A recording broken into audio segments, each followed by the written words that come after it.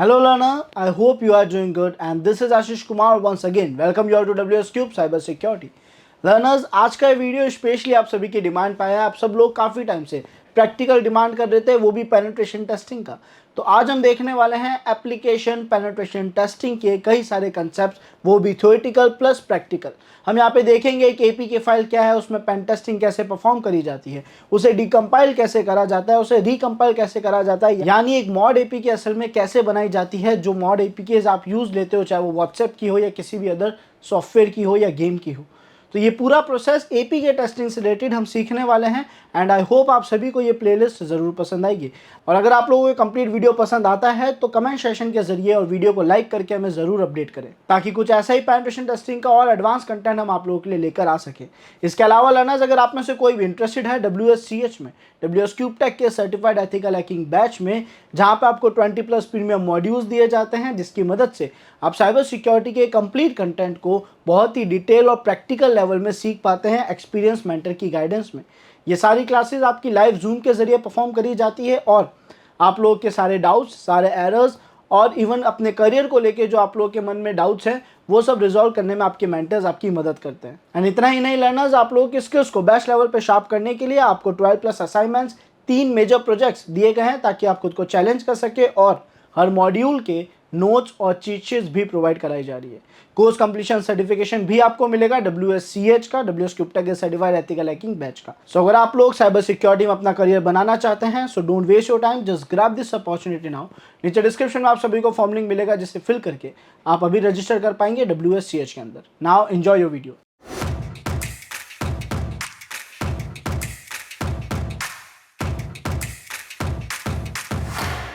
सबसे पहले हम क्या करने वाले हैं, देखने वाले हैं कि हम क्या क्या चीज़ें सीखेंगे।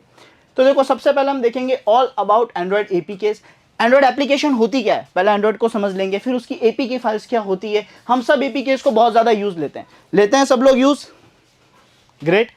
तो हम सब लोग एपीकेस को बहुत ज़्यादा यूज़ लेते हैं। उसके साथ साथ हम देखेंगे डीकम्पाइलिंग एंड्रॉयड एपीके, यानी सर जब एक डेवलपर एक एप्लीकेशन को क्रिएट करता है, तो क्या ये पॉसिबल है कि उस एप्लीकेशन के अंदर की हम सारी प्रोग्रामिंग पढ़ सके, उसे डीकम्पाइल कर सके, उसके बाइट कोड्स को या नेटिव कोड्स को वापस हम सोर्स कोड में कन्वर्ट कर सके। आप लोगों को क्या लगता है, क्या ये पॉसिबल है? मुझे अब रिप्लाईज देके कंफर्म करें, मैं जानना चाहता हूँ आपके क्या थॉट्स है इस चीज़ को लेकर। ग्रेट, ठीक है। सो उसके बाद हम देखेंगे क्रिएटिंग मॉड एपीके। अब मॉड एपीके क्या होता है? मॉड एपीके का मतलब होता है मॉडिफाइड एप्लीकेशन, जिसका बेस्ट एग्जांपल आप लोग गेम्स खेलते हुए जरूर यूज लेते होंगे। आप लोग क्या करते हैं, मॉड एप्लीकेशंस इंस्टॉल करते हैं अलग अलग गेम्स की, है ना, जिससे आपको काफ़ी प्रॉफिट मिलता है, काफ़ी फायदा मिलता है। आप गेम के रूल्स को चेंज कर पाते हैं और अपने हिसाब से गेम खेल पाते हैं, और उससे आई थिंक आपको मॉनेटरी या फिर पर्सनल प्रॉफिट होता है, आपको मज़ा आता है वो करके, है ना। तो वो मॉड एपीकेस यानी एप्लीकेशन की प्रोग्रामिंग में चेंज करके उस एप्लीकेशन को रीबिल्ड करके यूज़ कैसे लिया जाता है, वो हम देखने वाले हैं। तो अभी तक आप में से जितने लोग भी अलग अलग गेम्स खेलते थे या अलग अलग सॉफ्टवेयर्स के क्रैक वर्जन यूज़ लेते थे, इन शॉर्ट अगर मैं कहूँ तो हम देखने वाले हैं वो यहाँ पे कैसे काम करता है। सो आई होप आप सभी को बहुत पसंद आएगा। उसके अलावा लास्ट में हम करेंगे कमेंट्स पे चर्चा, यानी आप लोगों ने जो भी कंप्लेंट्स या जो भी क्वेश्चन, जो भी क्वेरीज ड्रॉप करी है और जो भी अप्रिसिएशन ड्रॉप करा है, उस पर हम छोटा सा एक डिस्कशन करेंगे, है ना। एंड फाइनली हम करेंगे Q&A, यानी आपके क्वेश्चंस और हमारे आंसर्स। सो इन सारी चीज़ों को हम करने वाले हैं। तो क्या आप लोग रेडी हैं? स्टार्ट करें सबसे पहले टॉपिक एंड्रॉयड के इंट्रोडक्शन या एंड्रॉयड एपीके के इंट्रोडक्शन से। उसके बारे में काफ़ी सारी चीज़ें समझने वाले हैं। तो क्या सब लोग रेडी हैं? Great great great great. अच्छा, जितने भी डाउट्स आप लोगों के हैं, क्योंकि मैंने कहा हम Q&A भी करेंगे, तो वो सारे डाउट्स उसमें भी रिजॉल्व करेंगे, लाइव के साथ साथ भी करेंगे। और लाइव जब एंड होने वाली होगी उससे पहले Q&A में भी आप लोगों के चाहे अमित के डाउट्स हो, चाहे कोई भी तरीके के डाउट्स हो, वो हम सारे रिजॉल्व करने वाले हैं। Perfect perfect perfect. चलो देन स्टार्ट करते हैं। आई थिंक सब लोग रेडी और वेट नहीं कर पाएंगे, है ना। तो अब हम बढ़ते हैं और सबसे पहले समझते हैं एंड्रॉइड क्या है। देखो, आप सब लोग बहुत पहले से यूज ले रहे हो, मैं बिल्कुल बेस से इसलिए बता रहा हूं ताकि सब लोगों को हर एक कंसेप्ट, हर एक चीज अच्छे से क्लियर हो जाए। अगर कहीं पे कोई चीज मिस भी है तो क्लियर हो जाए हैकिंग पर्सपेक्टिव से या सिक्योरिटी पर्सपेक्टिव से। तो यहां पे अगर हम देखें, मोबाइल ऑपरेटिंग सिस्टम है, सबसे ज्यादा यूज होने वाला मोबाइल ऑपरेटिंग सिस्टम है ना। पर्सनली मुझे बड़ा पसंद है, जो कि बेस्ड है हमारे लिनक्स कर्नल पे और अदर ओपन सोर्स सॉफ्टवेयर पे, है ना, उन पे बेस्ड है। कौन? एंड्रॉइड ऑपरेटिंग सिस्टम, जिसको आज गूगल मैनेज और मेंटेन करती है। इसके बारे में एक और चीज देखें तो इस source code is known as AOSP, Android open source project, इसके जो सोर्स कोड्स हैं उसको AOSP कहा जाता है, एंड्रॉयड ओपन सोर्स प्रोजेक्ट कहा जाता है। और क्योंकि ये ओपन सोर्स है तो आप सब लोग जानते हैं इसको इंस्टॉल करना, यूज़ करना, मॉडिफाई करना बिल्कुल फ्री है। आप जो इसमें चेंजेस चाहे कर सकते हैं बिकॉज ये ओपन सोर्स कम्युनिटी का हिस्सा है। आई होप एंड्रॉयड के बारे में सभी को क्लियर होगा कि एंड्रॉयड क्या है ना। अब बढ़ते हैं थोड़ा और आगे और इसके बारे में कुछ और चीज़ें समझते हैं, जैसे कि एक एंड्रॉयड एप्लीकेशन क्या होती है। तो एप्लीकेशन के बारे में हमें इतना तो पता है कि सर हम प्ले स्टोर से जो सॉफ्टवेयर इंस्टॉल करते हैं जो एंड्रॉयड में रन होते हैं, जिनकी मदद से हम अलग गेम्स खेल पाते हैं, अलग अलग काम कर पाते हैं, बेसिकली ग्रुप ऑफ प्रोग्राम्स को मिला के जो सॉफ्टवेयर बनाए जाते हैं एंड्रॉयड के लिए, वो APK फाइल्स है। लेकिन उनके बारे में कुछ और चीज़ें देखते हैं। ये जो सॉफ्टवेयर है हमारा एंड्रॉयड का, ये बनाया जाता है Kotlin, जावा और C++ के जरिए, है ना। इनमें से किसी के भी कॉम्बिनेशन से मिलके या इनमें से किसी की भी मदद से एक एंड्रॉयड एप्लीकेशन बनाया जा सकता है। Runs on Android device and emulators. Android device में रन होता है ये तो हमें पता है, लेकिन जितने लोग गेम खेलते हैं वो शायद ये बता पाएं कि एम्यूलेटर्स क्या होते हैं। कोई बताएगा मुझे एम्यूलेटर्स क्या होते हैं? Yes, it is possible to use Hydra brute force attack on Gmail accounts. हाँ, बेसिकली सर ये ब्लू स्टैक और सारे ऑप्शंस जो कि आप गेम खेलते हुए यूज़ लेते हैं, जब अपने सिस्टम्स में, लैपटॉप्स में आप कोई भी चाहे BGMI कह लो या कोई भी गेम खेलने की कोशिश करते हो, एक एंड्रॉयड एप्लीकेशन अपने डिवाइस में रन करने की कोशिश करते हो, तो कैसा होता है सर, एक वर्चुअल इंटरफेस क्रिएट करा जाता है जो कि एंड्रॉयड जैसा बिहेव करता है, एंड्रॉयड जैसा इंटरफेस देता है ताकि सारे गेम्स एग्जीक्यूट हो सके, रन हो सके। तो उसको हम एम्यूलेटर कहते हैं, जो हमें हमारे विंडोज़ कंप्यूटर में एंड्रॉयड के गेम रन करने की परमिशन दे रहा है। तो वहाँ पर भी एप्लीकेशन रन होती है, ऑब्वियस सी बात है। अब APK फाइल का फुल फॉर्म क्या है? एंड्रॉयड पैकेज, है ना। APK क्या होता है? एंड्रॉयड का पैकेज है। और जब पैकेज कहा जाता है इसका मतलब कहीं ना कहीं यहाँ किसी तरीके का कंप्रेशन अप्लाई करा जा रहा है। बिकॉज एक पैकेज क्या होता है? सारी चीज़ों को मिला के थोड़ा कंप्रेस कर दिया जाता है, सही से रख दिया जाता है, किसी बॉक्स में, किसी तरीके से लेयर में, किसी लेयर फॉर्मेट में रख दिया जाता है। तो उसको हम कंप्रेशन कहते हैं और उसको हम पैकेज कहते हैं। तो यहाँ पे हमें साफ साफ पता पड़ रहा है कि एंड्रॉयड और कुछ नहीं, असल में इन प्रोग्रामिंग और सारे रिसोर्सेज और फोल्डर्स की एक जिप फाइल ही है। और इसको हम और भी डिटेल में फिलहाल समझेंगे और इसको ट्राई करके भी देखेंगे और देखेंगे क्या रियलिटी में एंड्रॉयड केवल एक जिप फाइल है। उसके अलावा आप देख सकते हो जिप फाइल के अंदर क्या क्या कंटेंट रहेगा। ऐप कोड रहता है, रिसोर्सेज, मेटा इन्फॉर्मेशन रहती है। यानी सर हमारा ऐप का जो सोर्स कोड है, उसके जो रिसोर्सेज फाइल्स हैं, मेटा इन्फॉर्मेशन है, यानी डेटा का इन्फॉर्मेशन, डेटा ऑफ डेटा, है ना। तो ये सारी डिटेल्स हमारे एंड्रॉयड एप्लीकेशन के अंदर स्टोर रहती है, जिसको कंप्रेस कर दिया जाता है एक जिप फाइल के अंदर।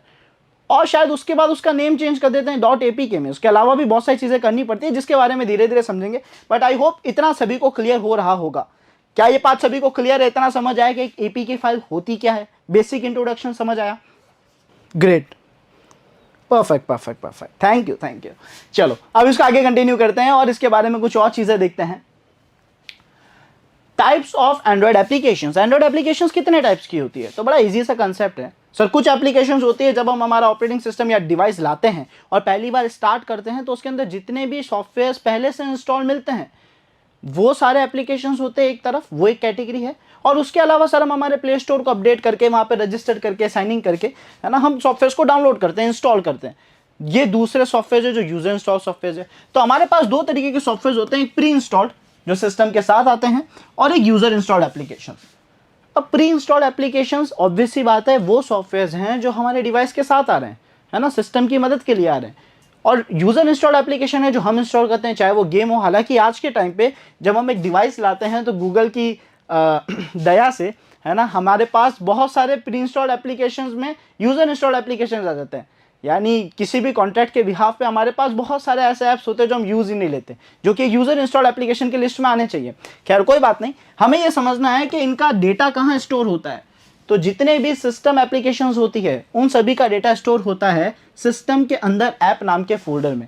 यानी हमारे एंड्रॉयड की जो डायरेक्टरी है उसमें डेटा नाम का फोल्डर होगा, है ना। एंड्रॉयड की जो रूट लोकेशन है उसमें डेटा नाम का फोल्डर होगा और उसके अंदर सिस्टम्स नाम के फोल्डर में ऐप का सारा कंटेंट स्टोर होता है या ऐप का नाम यहाँ पे आ जाता है। और ऐसे अगर हम यूज़र इंस्टॉल, जो यूज़र इंस्टॉल करता है प्ले स्टोर से करे, चाहे क्रोम से करे, चाहे किसी भी सोर्स से करे, तो यूज़र जो एप्लीकेशन इंस्टॉल करता है वो होती है /data/ बेसिकली ऐप का नाम। तो डेटा के अंदर डेटा नाम का एक फोल्डर होगा और उसके अंदर सभी यूज़र इंस्टॉल एप्लीकेशंस के नाम होंगे और उनका सारा डेटा भी स्टोर होगा।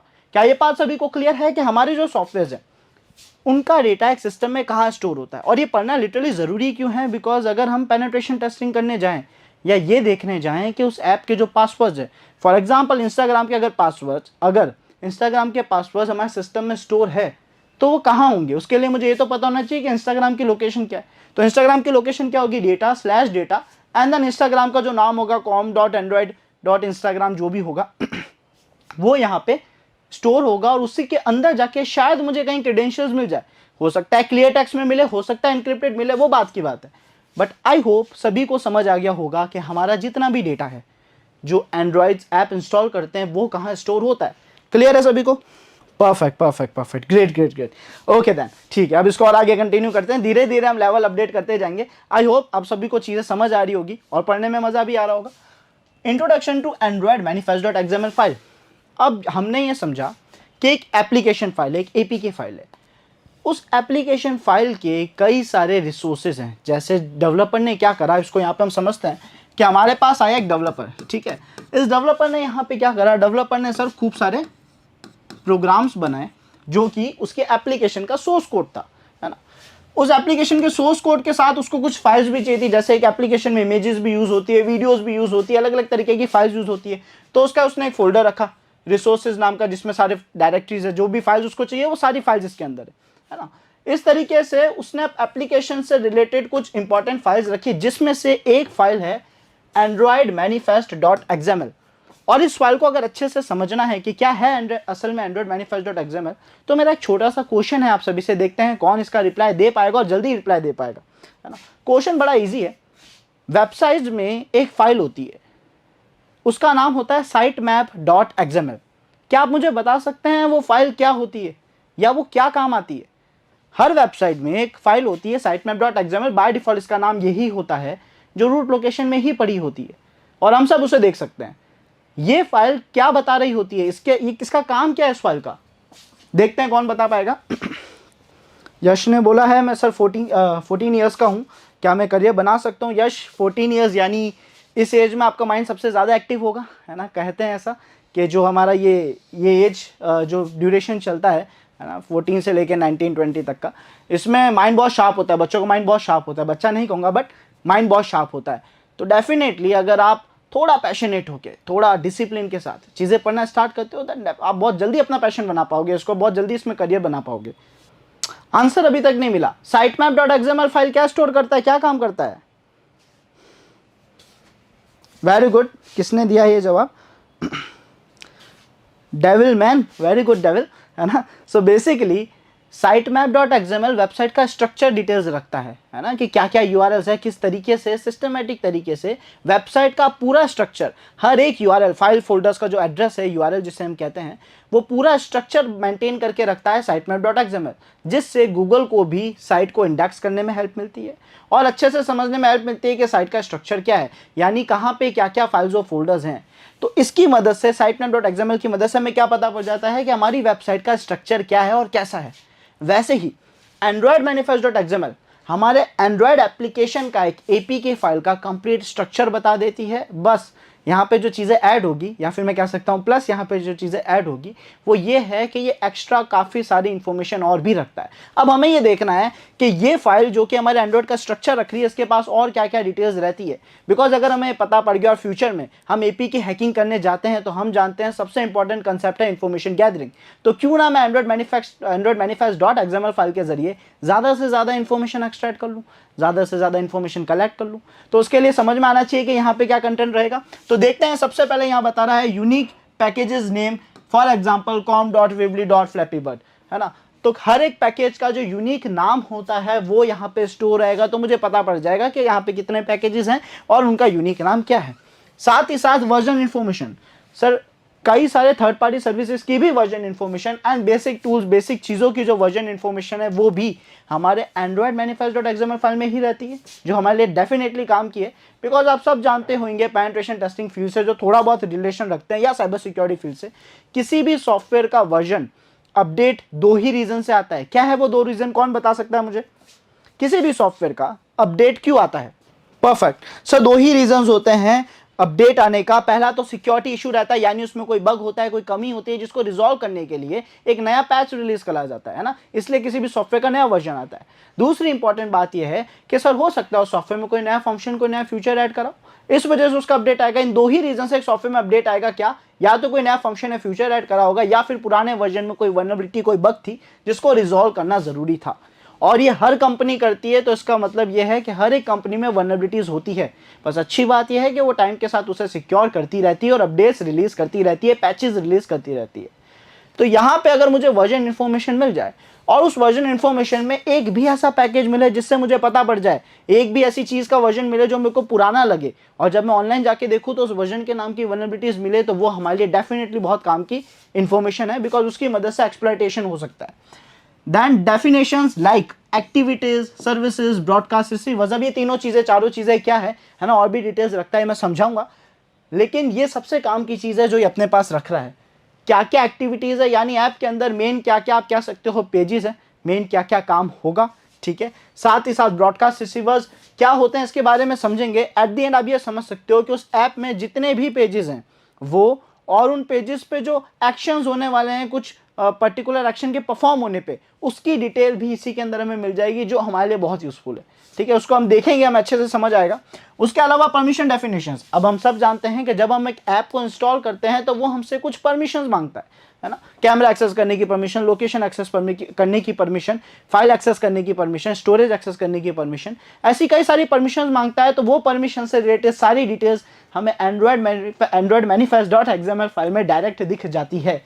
और इसीलिए ये इकलौती फाइल मेरे लिए बहुत ज़्यादा काम की है, बिकॉज इसके जरिए इतनी इन्फॉर्मेशन मिल जाएगी, ऐप क्या कर रहा है, उसको क्या परमिशंस चाहिए है, उसकी एक्टिविटीज़ क्या क्या है, उसके और फाइल्स के नेम क्या क्या है ना, क्या क्या पेजेस हैं, बहुत सारी डिटेल्स हमें ऐसे ही मिल जाती है। और भी डिटेल्स देखते हैं, यहाँ पे भी एंड नहीं हुआ, इसमें और भी कुछ चीज़ें हैं। Shared UID information, user ID की इंफॉर्मेशन भी हमें यहीं पे मिल जाती है।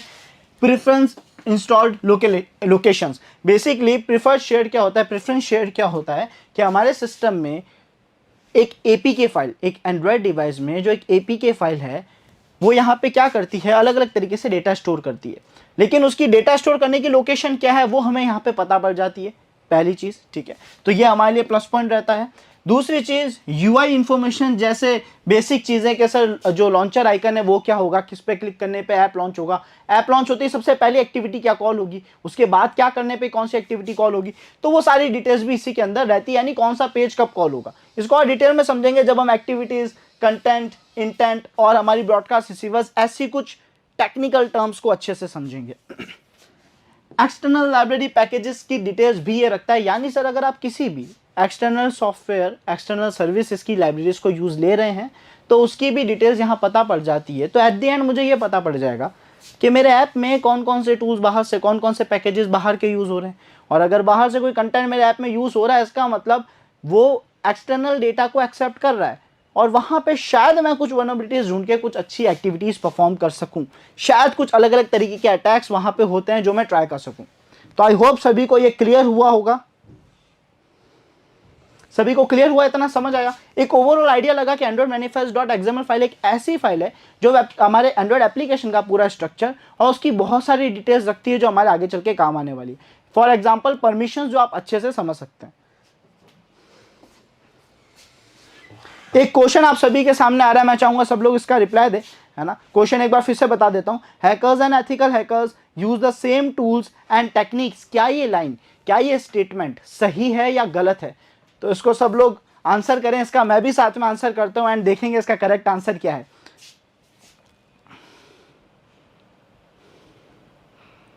परफेक्ट, सो मैंने भी रिप्लाई कर दिया एंड 71% लोगों ने बिल्कुल सही जवाब दिया है ना, और बाकी 22 जिनने नहीं दिया है, वो 27% जिनने नहीं दिया उनको बता दे, बात सच है। चाहे एथिकल हैकर्स हों, चाहे ब्लैक हैट हैकर्स हो, या किसी भी फील्ड के हैकर्स हो, उनके पास नॉलेज और टूल्स या बेसिक जो काम करने का तरीका है वो सेम होता है, लेकिन बस नॉलेज को यूज़ लेने का तरीका बदल जाता है। यानी टूल्स वो यूज़ ले रहे हैं, प्रोसेस वही है, बट उनको यूज़ लेने का मोटिव बदल जाएगा, है ना। हो सकता है कोई अपने फायदे के लिए, किसी का लॉस करने के लिए अगर उस काम को कर रहा है, इससे किसी का नुकसान हो रहा है, विदाउट परमिशन अगर उस काम को कर रहा है, तो फिर वो ब्लैक अटैकिंग फील्ड में चला जाएगा। अब वो सेम काम एक एथिकल हैकर भी कर रहा है ताकि उसको पकड़ सके। तो टूल्स सेम रहते हैं, टेक्निक सेम रहती है, नॉलेज सेम रहती है, किसी के पास भी ज़्यादा नॉलेज नहीं होती, सबकी नॉलेज बराबर रहती है ना, उसके प्रैक्टिस पे ज़रूर डिपेंड करता है, वो कितना स्किल्स अपने शार्प करें उस पर ज़रूर डिपेंड करता है, लेकिन नॉलेज का लेवल बराबर रहता है, बस यूज़ लेने का तरीका बदल जाता है। ग्रेट, चलो आगे कंटिन्यू करते हैं, इसको और आगे ले जाते हैं, देखते हैं और क्या क्या चीज़ें हमारे पास। तो अब हम बात करने वाले हैं हमारे कुछ मेजर एपीके कंपोनेंट्स के बारे में, है ना, कुछ बहुत ही काम के कंपोनेंट्स जिनके बारे में अभी 2-3 बार मैंने भी डिस्कशन करा। तो अभी काम के कंपोनेंट्स क्या और ये क्या काम करते हैं। सबसे पहले हम बात करेंगे इंटेंस के बारे में। कोई मुझे बता सकता है इसका नाम सुन के या समझ के कि इंटेंस मतलब क्या होगा? कोई ट्राई करेगा? डेफिनेटली ट्राई करेंगे कि बग बाउंटी के कोर्सेज भी आ सके, है ना, और कुछ टास्क आप लोगों को देंगे, आप जैसे ही पूरा करेंगे बग बाउंटी के कोर्सेज भी आ जाएंगे। इंटेंट का मतलब क्या हो सकता है? ट्राई करो एक बार, मैं चाहता हूं सब लोग अपने अपनी तरफ से कुछ ट्राई करें कि इंटेंट मतलब क्या होता होगा। चलो इसको क्लियर करते हैं। तो इंटेंट्स क्या है एप्लीकेशन में, एक एंड्रॉयड एपीके के अंदर इंटेंट्स क्या काम करते हैं? इंटेंट्स कुछ ऐसे आप कह सकते हो फंक्शंस हैं, है ना, जो मैसेज ट्रांसफर करने का काम कर रहे हैं, या तो ऐप के इंटरनल या एक्सटर्नल। यानी सर ये क्या कर रहे हैं कि जैसे कोई एक्टिविटी होती है जाके बता देते हैं कि अरे ये हुआ, अब आपको ये करना है, यानी अगला क्या काम होना चाहिए वो भी यही बता रहे हैं मैसेज डिलीवर करके। तो ये क्या कर रहे हैं, इंटरनल एप्लीकेशन के अंदर मैसेजेस डिलीवर कर रहे हैं, शॉर्ट मैसेजेस डिलीवर कर रहे हैं, यानी थोड़ी बहुत इंफॉर्मेशन शेयर कर रहे हैं, और नेक्स्ट ऑप्शन क्या होना चाहिए, नेक्स्ट एक्टिविटी क्या कॉल होनी चाहिए वो ये बताते हैं। अब जब हमारे सामने वर्ड आया है एक्टिविटी, तो देखते हैं एक्टिविटीज़ क्या होती है। तो यहाँ पे हमारे पास एक्टिविटीज़ ये लिखी हुई, यहाँ एक्टिविटीज़ मेंशन है ये। चलो एक्टिविटीज़ के बारे में भी मैं आपको बता देता हूँ। तो एक्टिविटीज़ असल में क्या होता है, मैं खूब सारे पेजेस बनाता हूँ। जैसे एक एपीके की बात करूँ तो वहाँ पे लॉगिन पेज होगा, लॉगिन पेज के अलावा वहाँ पे लॉग आउट पेज होगा, एडमिन पेज होगा, यूज़र प्रोफाइल पेज होगा, है ना। ऐसे खूब सारे एक एंड्रॉयड ऐप में कई सारे पेजेस होते हैं जिनके नाम हमें नहीं दिखते, लेकिन ये जितने भी पेजेस हैं इनको कॉल करा जाता है, इन पेजेस को एक्टिविटीज़ कहा जाता है ना। क्योंकि पर्टिकुलर पूरा का पूरा वो जो स्लाइड आपके सामने जो पूरी की पूरी डिस्प्ले ओपन होती है, फॉर एग्जांपल जैसे आप ऐप के आइकन पे क्लिक करते हो तो जो सबसे पहला विंडो ओपन होता है वो मेन एक्टिविटी है। तो ये एक्टिविटीज़ होती है। तो इन शॉर्ट आप ये समझ सकते हो, ईजी लैंग्वेज में आप ये समझ सकते हो, तो एक्टिविटीज़ और कुछ नहीं पेजेस है। उन पेजेस को कब कॉल होना है, या कुछ एक्शन पे अगर कॉल होना होता है, या फिर अगर कॉल आता है तो एकदम से हमारे सामने जो पॉपअप आ जाता है, नोटिफिकेशन आ जाता है, इसकी डिटेल कौन शेयर करता है? इंटेंट शेयर करते हैं। आई होप सभी को समझ आएगा इंटेंट का काम। उसके बाद हमारे पास आती है सर्विसेज। अब ये सर्विसेज का मतलब क्या है, या ये क्या काम कर रहा है? तो सर हमारे सिस्टम में हम जब कुछ ऐसे ऑपरेशंस परफॉर्म कर रहे होते हैं, जैसे वाईफाई ऑन करना, ब्लूटूथ ऑन करना, ऐसे कुछ भी काम कर रहे होते हैं, तो वहाँ पे सर्विसेज हमारे काम आता है। तो कुछ भी हार्डवेयर इंटरेक्शन हो या कोई भी हम ऑपरेशन परफॉर्म करना चाह रहे हैं, तो वहाँ पे सर्विसेज ऑप्शन काम आता है, जो उस चीज़ को ऑन ऑफ या ऐसे जो बेसिक फंक्शंस है वो परफॉर्म करने की पावर देता है। गुड। देन हमारे पास आते हैं ब्रॉडकास्ट रिसीवर्स। ब्रॉडकास्ट रिसीवर्स नाम दो बड़े सिमिलर हैं।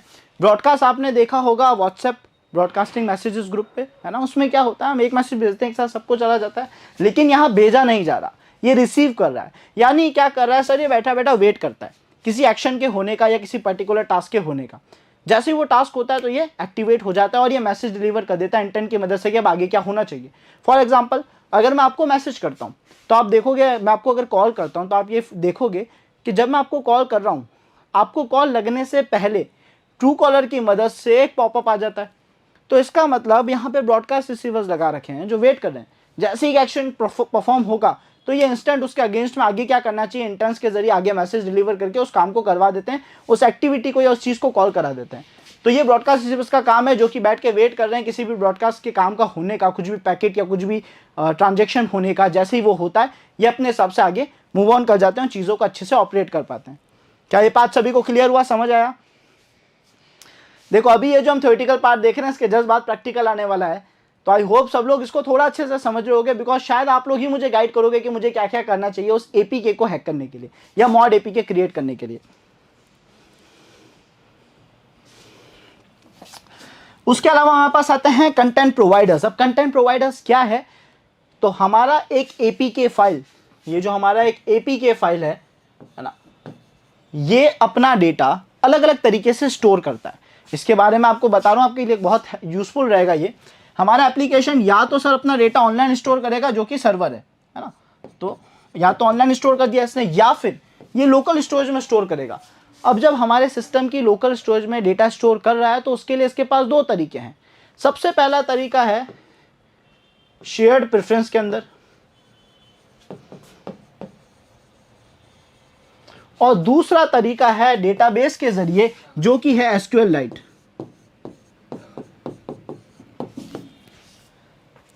या तो वो डेटाबेस की जो डेटाबेस स्टोर कर रहा है, जो डेटा स्टोर कर रहा है, या तो वो डेटाबेस मैनेजमेंट सॉफ्टवेयर में करेगा जो कि SQLite का यूज लेगा, या फिर जब हम अपने क्रेडेंशियल्स को ऑटो सेव के लिए सेव करते हैं या ऐसी कुछ बेसिक एक्टिविटीज करते हैं, तो वो सारा डेटा शेयर होता है shared preference dot XML file में, है ना, और इसका फोल्डर होता है shared preference.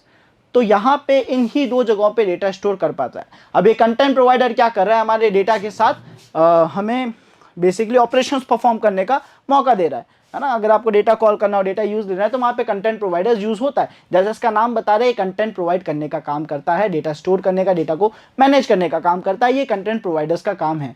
I hope overall एक बेसिक इंट्रोडक्शन जो मैं दे रहा हूँ, इसको बहुत ज़्यादा डिटेल में ले जाके एक एंड्रॉइड डेवलपर के हिसाब से मैं आपको टेक्निकल नॉलेज नहीं दे रहा हूँ, एक ओवरऑल बेसिक नॉलेज दे रहा हूँ ताकि हम ऐप में कमियां ढूंढ सकें। आई होप सब लोग इस पार्ट को समझ पा रहे होंगे। क्लियर हुआ इतना सभी को? मुझे कंफर्म कर दो, देन हम नेक्स्ट स्लाइड पर बढ़ते हैं। और शायद प्रैक्टिकल पार्ट आ ही गया है यहाँ पे, बड़े प्रैक्टिकल पार्ट की तरफ।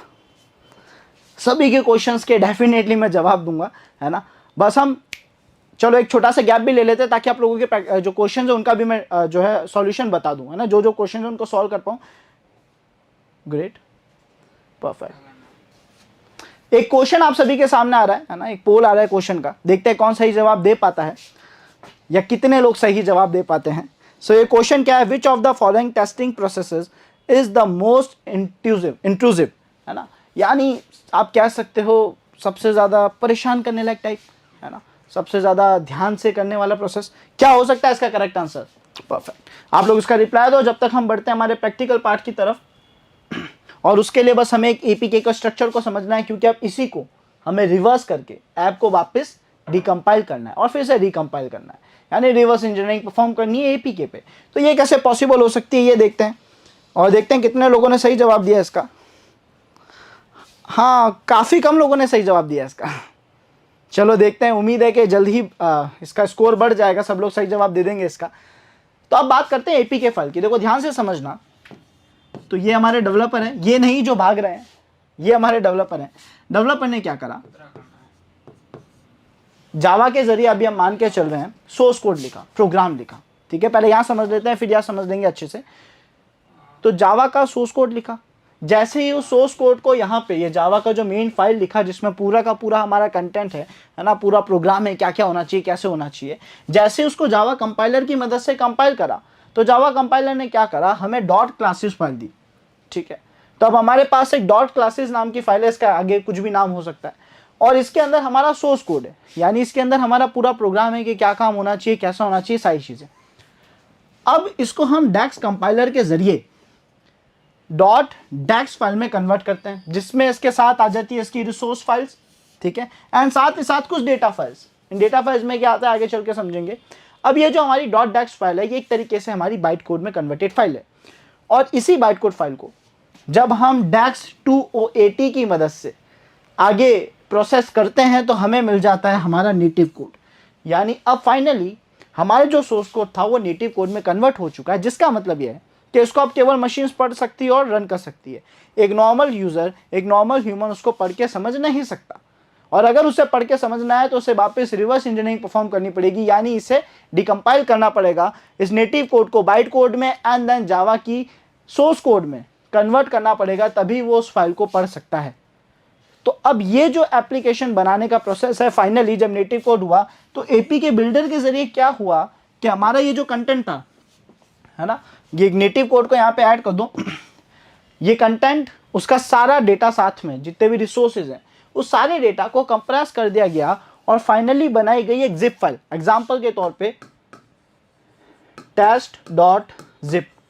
अब test.zip नाम की जो फाइल बनाई है, ये बिल्कुल वैसी ही जिप फाइल है जैसे हमारे पास होती है। हम कोई भी एक कंप्रेस फाइल, किसी भी फाइल को कंप्रेस करते हैं तो ये भी वैसी फाइल है। इसमें क्या क्या है, सोर्स कोड है, रिसोर्स फाइल्स है, डेटा फाइल्स है, ये सारा कंटेंट इंक्लूड करके एक जिप फाइल बना दी। उसके बाद इस जिप फाइल को रीनेम करा गया, जो कि हो गया test.apk। अब ये जो हमारी test.apk फाइल है, फिलहाल ये केवल टेस्टिंग मोड में, डिबगिंग मोड में है। इसको एम्यूलेटर्स में और हमारे पर्टिकुलर डिवाइसेस पे रन करा जा सकता है, लेकिन अपलोड नहीं करा जा सकता, शेयर नहीं करा जा सकता, बिकॉज यहाँ पे किसी के सिग्नेचर्स ऐड नहीं करे गए, है ना। सिग्नेचर से क्या कंफर्म होता है कि भाई ऐप किसका है ना, एक ऑथेंटिक पर्सन जो कंफर्म कर दे कि ऐप मेरा है, और वो सिग्नेचर्स यहाँ पे ऐड नहीं करे गए। तो हम इसके अंदर सिग्नेचर्स ऐड करते हैं, पहले सिग्नेचर्स की फाइल बनाते हैं और उन सिग्नेचर फाइल को यहाँ पे ऐड करते हैं, जिसमें काफ़ी सारी चीज़ें होती है, हमारी डिटेल्स, कुछ हैशेस डिटेल्स जो इस ऐप को यूनिकली आइडेंटिफाई करने में मदद करे। फाइनली हमसे क्या होता है, जब इसको साइन कर देते हैं हम, यहाँ पे वो आपके सिग्नेचर वाले साइन की बात नहीं चल रही, आपकी कुछ डिटेल्स और आपकी कुछ हैशेस के जरिए यूनिकली आइडेंटिफाई करने का प्रोसेस है ना। वो फाइल जब हम यहाँ पे ऐड कर देते हैं तो हमारी एपीके फाइल तैयार हो जाती है। अब इस एपीके फाइल को मैं पब्लिकली शेयर कर सकता हूँ और लोग इसको रन कर सकते हैं, एग्जीक्यूट कर सकते हैं, इंस्टॉल कर सकते हैं। तो ये बिल्कुल सही काम करेगी, प्ले स्टोर पर अपलोड कर सकता हूँ। ये एपीके बनाने का प्रोसेस था। अब अगर हम एप्लीकेशन को मॉड एपीके में क्रिएट करना चाहते हैं, यानी एप्लीकेशन के प्रोग्रामिंग को पढ़ के अपने हिसाब से चेंजेस करके फिर से एक एपीके क्रिएट करना चाहते हैं, तो वो कैसे पॉसिबल होगा। तो उसके लिए हमें क्या करना होगा, इस प्रोसेस को उल्टा करना होगा वापस, है ना। तो हम क्या करेंगे, इस एपीके फाइल को सबसे पहले रीनेम करेंगे .zip के अंदर, उसको एक्सट्रैक्ट करेंगे तो शायद हमें ये फाइल्स मिल जाएगी। इन फाइल्स को हम डिकम्पाइल करेंगे ताकि हमें ओरिजिनल कोड मिल जाए, और अगर इनकोडेड है तो डिकोड भी करेंगे ताकि हम ओरिजिनल डेटा फाइल्स को या ओरिजिनल जो हमारी क्लास फाइल है, जो जावा का सोर्स कोड है, उसको एक्सेस कर सके और फिर हम उसको पढ़ के उसमें चेंजेस करके वापस ऐप बनाने का जो प्रोसेस था उसको कंटिन्यू कर देंगे। क्या सब लोगों को ये प्रोसेस समझ आया? यस, एन्यूमरेशन उसका सही आंसर था। Very good Rohan, great great great, सबको समझ आ गया है। तो अब आप लोगों के लिए एक छोटा सा टास्क है, तब तक मैं प्रैक्टिकल प्रोसेस की तरफ जा रहा हूँ, अपना सिस्टम कनेक्ट कर रहा हूँ ताकि हम प्रैक्टिकली सारी चीज़ों को देख सकें कि अब हम इस काम को कैसे कर सकते हैं। लेकिन उस ड्यूरेशन के लिए आप सभी के लिए एक टास्क है जो कहीं ना कहीं आप लोगों के लिए भी ज़्यादा हेल्पफुल है और हमें भी मोटिवेट करेगा, है ना। सो बेसिकली वो प्रोसेस क्या है, आप टास्क क्या है, फिलहाल हम जो देख पा रहे हैं, हमारे जो यूट्यूब एनालिटिक्स हमें दिखा रही है वो ये दिखा रही है कि आप में से केवल 30 के अप्रॉक्स% लोगों ने ही बेल आइकन को जो है वो क्लिक कर रखा है, यानी नोटिफिकेशन को ऑन कर रखा है ताकि जैसे ही कोई वीडियो लॉन्च हो तो आपको पता पड़े। बट ये आप लोगों के लिए लिटरली बहुत हेल्पफुल रहेगा। जैसे एग्जांपल के तौर पे अगर मैं अपने कुछ वीडियोस बताऊं जिसमें मैंने कोशिश करी कि आप लोगों को बहुत अच्छा कंटेंट डिलीवर करा जा सके, थोड़ा बहुत गाइडलाइंस से अलग हटके भी, बट शायद काफ़ी लोगों ने वीडियो नहीं देखा है, तो आप लोगों को अपने लिए एक काम करना है और सबको ये करना है कि नोटिफिकेशन जो है, जो बेल आइकन है, उस पर क्लिक कर देना और क्लिक करके मुझे अभी कंफर्म कर दो कि आपने क्लिक कर दिया है। सब्सक्राइब करोगे तो मैं उसे बोनस मानूंगा, है ना, अपने अप्रिशिएशन के लिए, ताकि मैं मोटिवेट हूँ, बट आप लोगों को या हम मोटिवेट हों। बट आप लोगों को इस चीज़ का ध्यान रखना है कि बेल आइकन को सभी को क्लिक करना है ताकि जो वीडियोज हम अपलोड करते हैं वो आपको टाइम पे मिले और आप उसे अच्छे से देख के अपने इस करियर में कुछ और भी चीज़ें सीख पाओ जो हम यूट्यूब के जरिए शेयर कर पा रहे हैं। जितना ज़्यादा शेयर कर सकते हैं उतना आप देख पाओ। तो अगर आप सब लोग इस प्रोसेस को कर लो, मुझे चैट में कंफर्म कर देना। तब तक के लिए हम बढ़ते हैं हमारी प्रैक्टिकल पार्ट की तरफ। ग्रेट, देखते हैं किस किस ने इस प्रोसेस को अब तक कर लिया है। अभी भी कुछ खास अपडेट शो नहीं हो रहा है। जैसे ही आप लोग इस प्रोसेस को कर लेंगे हम जल्द से जल्द आगे बढ़ेंगे। ओके, चलो देखते हैं कितनी जल्दी आप इसको कर पाओगे। सो चलो अब स्टार्ट करते हैं आगे का प्रोसेस। जल्दी हमारा सिस्टम स्टार्ट होने वाला है और फिर आप लोग प्रैक्टिकल प्रोसेस कंप्लीट देख पाओगे। अच्छा, ये बताओ क्या देखना चाहोगे, किस एप्लीकेशन को हम मॉडिफाई करें। अब वॉइस, आई होप सभी को वॉइस क्लियर ऑडिबल होगी। अब बेसिकली बस आप लोगों के लिए सेटअप चेंज करने के लिए थोड़ा सा हमने गैप लिया था। परफेक्ट। SBI आप चाहते हैं मुझ पे केस हो जाए। Perfect perfect perfect perfect. चलो जल्दी स्टार्ट करने वाले हैं। ओके, और इसी दौरान आप लोगों की जो भी क्वेरीज हैं आप वो भी साथ साथ ड्रॉप कर सकते हैं ताकि हम उतने टाइम में जितने में हमारा प्रोसेस पूरा स्टार्ट हो आप लोगों के डाउट्स भी रिजॉल्व कर दिया जाए। तो जिसको जो डाउट्स है, यानी एक छोटा सा Q&A जब तक लैब सेटअप होती है आप इसे स्टार्ट कर दो। NG lover basically brute force command चाहते हो ताकि जीमेल पर अटैक कर सके। सो कोशिश करूँगा मैं आपको कमेंट के जरिए रिप्लाई कर दूँ, है ना, या फिर जल्द ही इससे रिलेटेड एक वीडियो अपलोड कर दूँ ताकि आपको उसमें हेल्प मिल जाए। और साथ ही साथ एक और नेक्स्ट क्वेश्चन भी आ गया, उस पर वोट भी कर देना और मैं आप साथ साथ आपके क्वेश्चंस को रिजॉल्व भी कर रहा हूँ। तो जिसको जो क्वेश्चन है पूछ सकता है। अमित पेलोड मोबाइल से मैंने ट्राई तो नहीं करा है, बट आई डोंट थिंक कोई भी ऐसी चीज़ है जो इम्पॉसिबल है, तो आप डेफिनेटली उसको परफॉर्म कर सकते हो अपने मोबाइल के जरिए भी, है ना। तो आई डोंट थिंक वो आपके लिए बिल्कुल भी बड़ा पार्ट रहेगा, आप कर पाओगे, आपको ट्राई करना चाहिए। अगर डायरेक्टली टर्मक्स के जरिए ना कर पाओ तो आप वो सेम चीज़ अपने जो काली नेट हंटर है उसके ज़रिए कर सकते हो। अच्छा, पेनिट्रेशन टेस्टिंग और किस नाम से जानी जाती है, नहीं सॉरी, वल्नरेबिलिटी एनालिसिस और किस नाम से जानी जाती है? चलो वापस बढ़ते हैं हमारे प्रैक्टिकल की तरफ और अब देखते हैं कि हमारे लिए कैसे यूजफुल होने वाला है। चलो, तो अब हम क्या करने वाले हैं, सबसे पहले अपनी काली मशीन को स्टार्ट कर देते हैं, क्योंकि सारी एक्टिविटीज़ हम उसी के ज़रिए करने वाले हैं। तो हमने यहाँ पे हमारी VMware की जगह हम चलते हैं वर्चुअल बॉक्स की तरफ। सो हम ओरेकल वर्चुअल बॉक्स में गए और यहाँ से हम हमारी काली मशीन को स्टार्ट करेंगे, जिसकी मदद से हम एप्लीकेशन पर अलग अलग चीज़ें परफॉर्म करने वाले हैं, चाहे उसको मैन्युअली डिकम्पाइल करना हो या फिर रिकम्पाइल करना हो, एग्जीक्यूट करके, चेंजेस करके उसको फिर से बिल्ड करना हो। तो यहाँ पे हमारी काली मशीन स्टार्ट हो रही है, साथ साथ आप लोगों के क्वेश्चंस के जवाब भी दे देते हैं। रिवर्स इंजीनियरिंग परफेक्ट कोशिश करूंगा इसके लिए आप लोगों के लिए प्लेलिस्ट ला सकूं। ओके अंकुश, यस हाय संगी, बग बाउंटी हंटिंग पे जल्द ही प्लेलिस्ट जो है हम कोशिश करेंगे लेके आ जाए, ठीक है। सो हमारी मशीन स्टार्ट हो चुकी है, अब सब लोगों का ध्यान इधर होना चाहिए, है ना। तो चलो स्टार्ट करते हैं हमारे प्रैक्टिकल प्रोसेस को और देखते हैं अब हम क्या क्या कर सकते हैं यहाँ पे एक एप्लीकेशन के साथ। इसको लॉग इन कर लें, डिफ़ॉल्ट क्रेडेंशियल्स है फिलहाल। तो हमारी जो मशीन है काली मशीन वो यहाँ पे स्टार्ट हो चुकी है, ठीक है। हम क्या करेंगे, सबसे पहले हमें एक ऐप चाहिए और हम ये ध्यान रखेंगे कि हम यूट्यूब की पॉलिसीज़ को ब्रेक ना करें, लेकिन जो चीज़ सीख रहे हैं वो सब जगह पॉसिबल है। तो बस आपको मेरे साथ जो प्रोसेस कर रहा हूँ उस प्रोसेस को अच्छे से समझना है, कॉपी नहीं करना है, चीज़ों को समझना है, देन आप उसको कहीं भी एग्जीक्यूट कर सकते हैं, कहीं भी परफॉर्म कर सकते हैं। तो फिलहाल हम क्या करेंगे, हम जाएंगे हमारे ब्राउज़र पे ताकि हम एक एप्लीकेशन फाइल उठा सकें जिस पे हम टेस्टिंग परफॉर्म करेंगे। तो उसके लिए हम हमारे ब्राउज़र पे जाके लिखेंगे इनसिक्योर बैंक V2। बेसिकली एक बैंकिंग एप्लीकेशन की एक क्लोन एप्लीकेशन है जहां पे कुछ कमियां हैं जिसकी मदद से हम इस प्रोसेस को अच्छे से समझ पाएंगे, और अगर नहीं भी होगी तो कुछ चीज़ें जनरेट कर पाएंगे, कुछ कमियां बना भी पाएंगे, है ना। सो हमें इसके ज़रिए चीज़ें सीखने में आसानी होगी, एप्लीकेशन हैकिंग को, एप्लीकेशन की मॉड APK क्रिएट करने में, या उसकी सोर्स कोड को पढ़ने में, या किसी तरीके की वल्नरेबिलिटीज़ ढूंढने के लिए हमारे लिए ये एक बहुत अच्छा सोर्स है। हम क्या करेंगे, इनसिक्योर बैंक V2 के पहले URL पर हम आ चुके हैं, कोड बटन पे क्लिक करेंगे ताकि फाइल को अपने सिस्टम में क्लोन कर ले, डाउनलोड कर ले, है ना। अपने टर्मिनल पे जाएंगे और यहाँ पे sudo su के जरिए पहले मैं रूट परमिशन दे रहा हूँ, रूट प्रिविलेजेस दे रहा हूँ यहाँ पे, एंड पासवर्ड लिख देते हैं, ग्रेट। इसको जूम कर देता हूँ ताकि आप सभी को क्लियर विजिबल हो। आई होप सभी को क्लियर विजिबल होगा, मुझे कंफर्म कर देना, परफेक्ट। तो अब हम इसको आगे कंटिन्यू करते हैं। हम क्या करेंगे, लिखेंगे git space clone and then हमारा URL, है ना, इनसिक्योर बैंक V2 का URL। फिलहाल ये बोल रहा है कि सर आप करंटली जिस लोकेशन पे हो वहाँ पे ये फोल्डर जो है वो ऑलरेडी पड़ा है। हम चाहे तो नए फोल्डर पे भी जा सकते हैं, नई लोकेशन पे भी जा सकते हैं, ताकि आप लोगों को ज़्यादा कन्फ्यूजन ना हो। तो हम एक काम करते हैं, यहाँ से चलते हैं हम डेस्कटॉप पे, एंड आई डोंट थिंक वहाँ पे फोल्डर होगा, और सेम कमांड रन करेंगे गिट क्लोन का, जो कि अभी हमने कॉपी करा था। और अब यहाँ पे एंड्रॉयड इनसिक्योर बैंक V2 नाम का एक फ़ोल्डर, या गिटहब की वो पूरे सारे फोल्डर्स की जो कॉम्बिनेशंस थे वो यहाँ पे डाउनलोड हो चुके हैं। हम ls लिख के चेक करेंगे तो हम यहाँ पे देख सकते हैं इनसिक्योर बैंक V2 नाम का ये folder, Android insecure bank V2 नाम का फोल्डर यहाँ पे आ चुका है। हम इस फोल्डर के अंदर जाएंगे, cd एंड्रॉयड इनसिक्योर बैंक लिख के ls करेंगे तो आप देख सकते हो यहाँ पे हमारे पास एक APK फाइल है जिसका नाम है इनसिक्योर बैंक v2.apk।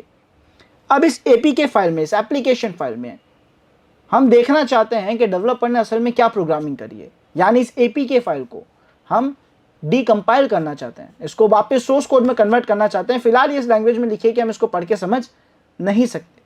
तो 2-3 तरीके बताता हूँ। पहला, हम एक बिल्कुल मैनुअल तरीका फॉलो कर सकते हैं जिससे आपको पता पड़ जाएगा कि असल में एक जिप फाइल है कि नहीं है। तो अभी हम क्या करेंगे, इस फाइल की कॉपी क्रिएट कर देते हैं, है ना। तो हमने यहाँ पे लिखा CP इनसिक्योर बैंक V2, यानी किस फाइल का कॉपी करना उसका नाम लिख दिया मैंने, है ना। और इसको मैं किसी दूसरी लोकेशन पे रख देता हूँ ताकि छोटे मोटे एक्सपेरिमेंट्स हम उस फाइल पे कर सकते हो, इस पर इम्पैक्ट ना पड़े उससे। हम इसको रख देते हैं home Kali, and I think इसी लोकेशन पे रख देते हैं, है ना। बेसिक हमारे काली लोकेशन पे इसको रख देते हैं। तो यहाँ पे इसने कुछ एरर नहीं दिखा है, इसका मतलब कॉपी हो चुका है। अब हम चलते हैं हमारे काली फोल्डर में, तो cd स्पेस डॉट डॉट के जरिए पहुँच जाएंगे। ls लिखूंगा तो आप यहाँ पे देख सकते हो हमारे पास इनसिक्योर बैंक V2 नाम की एप्लीकेशन पड़ी है ना। अब इस APK फाइल को हम क्या लिटरली जिप फाइल में कन्वर्ट कर सकते हैं। तो पहले ऑलरेडी जो इनसिक्योर बैंक नाम की फाइल है मैं उन्हें डिलीट कर देता हूँ, RM insecure bank zip file, perfect, ls। And अब हमारे पास केवल एक फाइल है जो कि इनसिक्योर बैंक v2.apk फाइल है। किसी भी फाइल को रीनेम कैसे करा जाता है, कोई मुझे बता सकता है? कमांड लाइन के जरिए किसी फाइल को रीनेम कैसे कर सकते हैं, क्या कमांड लिख के मैं एक फाइल को रीनेम कर सकता हूं। वेरी गुड वैभव, सबसे पहले सही जवाब दिया है वैभव पाला, वेरी गुड। एंड रॉय ने भी पहले जवाब दिया है, वेरी गुड रॉय, ग्रेट। तो सर हम क्या करते हैं, एमवी का यूज लेते हैं। एमवी का मतलब मूव होता है, तो हम किसी भी फाइल को उसकी पोजीशन से, उसकी लोकेशन से उठा के उसका नया नाम रख के उसको उसी लोकेशन पे रख सकते हैं। तो हमने यहाँ पे कमांड लिखा, डिस्प्ले क्लियर करता हूँ। हमने यहाँ पे कमांड लिखा mv स्पेस हमारी फाइल का नाम। फाइल का नाम क्या था, इनसिक्योर बैंक v2, ठीक है।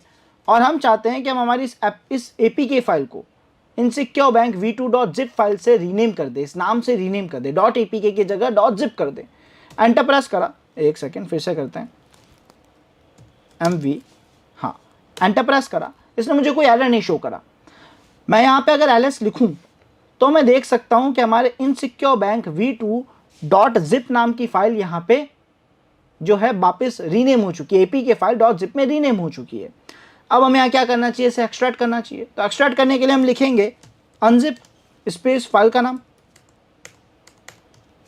और एंटर प्रेस करेंगे। तो यहाँ पे बोल रहा है क्या सभी फाइल्स को जो, अच्छा ऑलरेडी कुछ फाइल्स पड़ी है, क्या उन्हें रिप्लेस करना चाहते हो, तो यस लिख देते हैं या फिर ऑल लिख देते हैं, बेस्ट रहेगा। सभी फाइल्स को इसने यहाँ पे एक्सट्रैक्ट कर दिया। अब अगर मैं ls लिखूँ तो हम यहाँ पे देख सकते हैं, अब क्योंकि हमने उसे किसी फोल्डर में एक्सट्रैक्ट नहीं करा है ना, तो सारा कंटेंट उसने यहीं पे लाके रख दिया है। अब ये फाइल आप लोगों के लिए कंटेंट समझना थोड़ा डिफिकल्ट हो सकता है, तो हम एक काम करते हैं, फिर से सेम कमांड लिखते हैं और इस बार हम यहाँ पे करते हैं काम कि हम इसको रख देते हैं, एक फोल्डर बना देते हैं। पहले एक फोल्डर क्रिएट कर देते हैं mkdir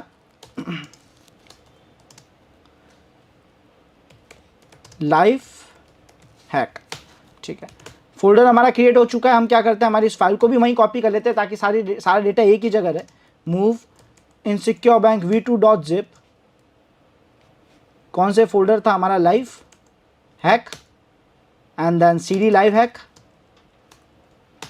और ls। तो यहाँ पे हमारी जिप फाइल आ चुकी है। अब इसको फिर से अनजिप कर देते हैं, तो unzip space insecure bank and then zip. अब ls टाइप करोगे तो आप यहाँ पे देख सकते हो हमारे पास एंड्रॉइड manifest.xml फाइल आ चुकी है, वही फाइल जिसमें बहुत सारी इंफॉर्मेशन है जो हमारे काम की है, ठीक है। उसके अलावा classes.dax फाइल आ चुकी है और उसके अलावा रिसोर्सेज और मेटा इन्फॉर्मेशन और resources.arcs नाम की कुछ फाइल्स पड़ी है। अब अगर हम एंड्रॉइड manifest.xml फाइल के कंटेंट को रीड करना चाहें तो क्या हम डायरेक्टली रीड कर सकते हैं, बिकॉज मैंने अभी केवल इसे अनजिप करा है, किसी भी टूल के जरिए डिकम्पाइल या इसे डिकोड नहीं करा है, तो क्या मैं इसको डायरेक्ट रीड कर सकता हूँ।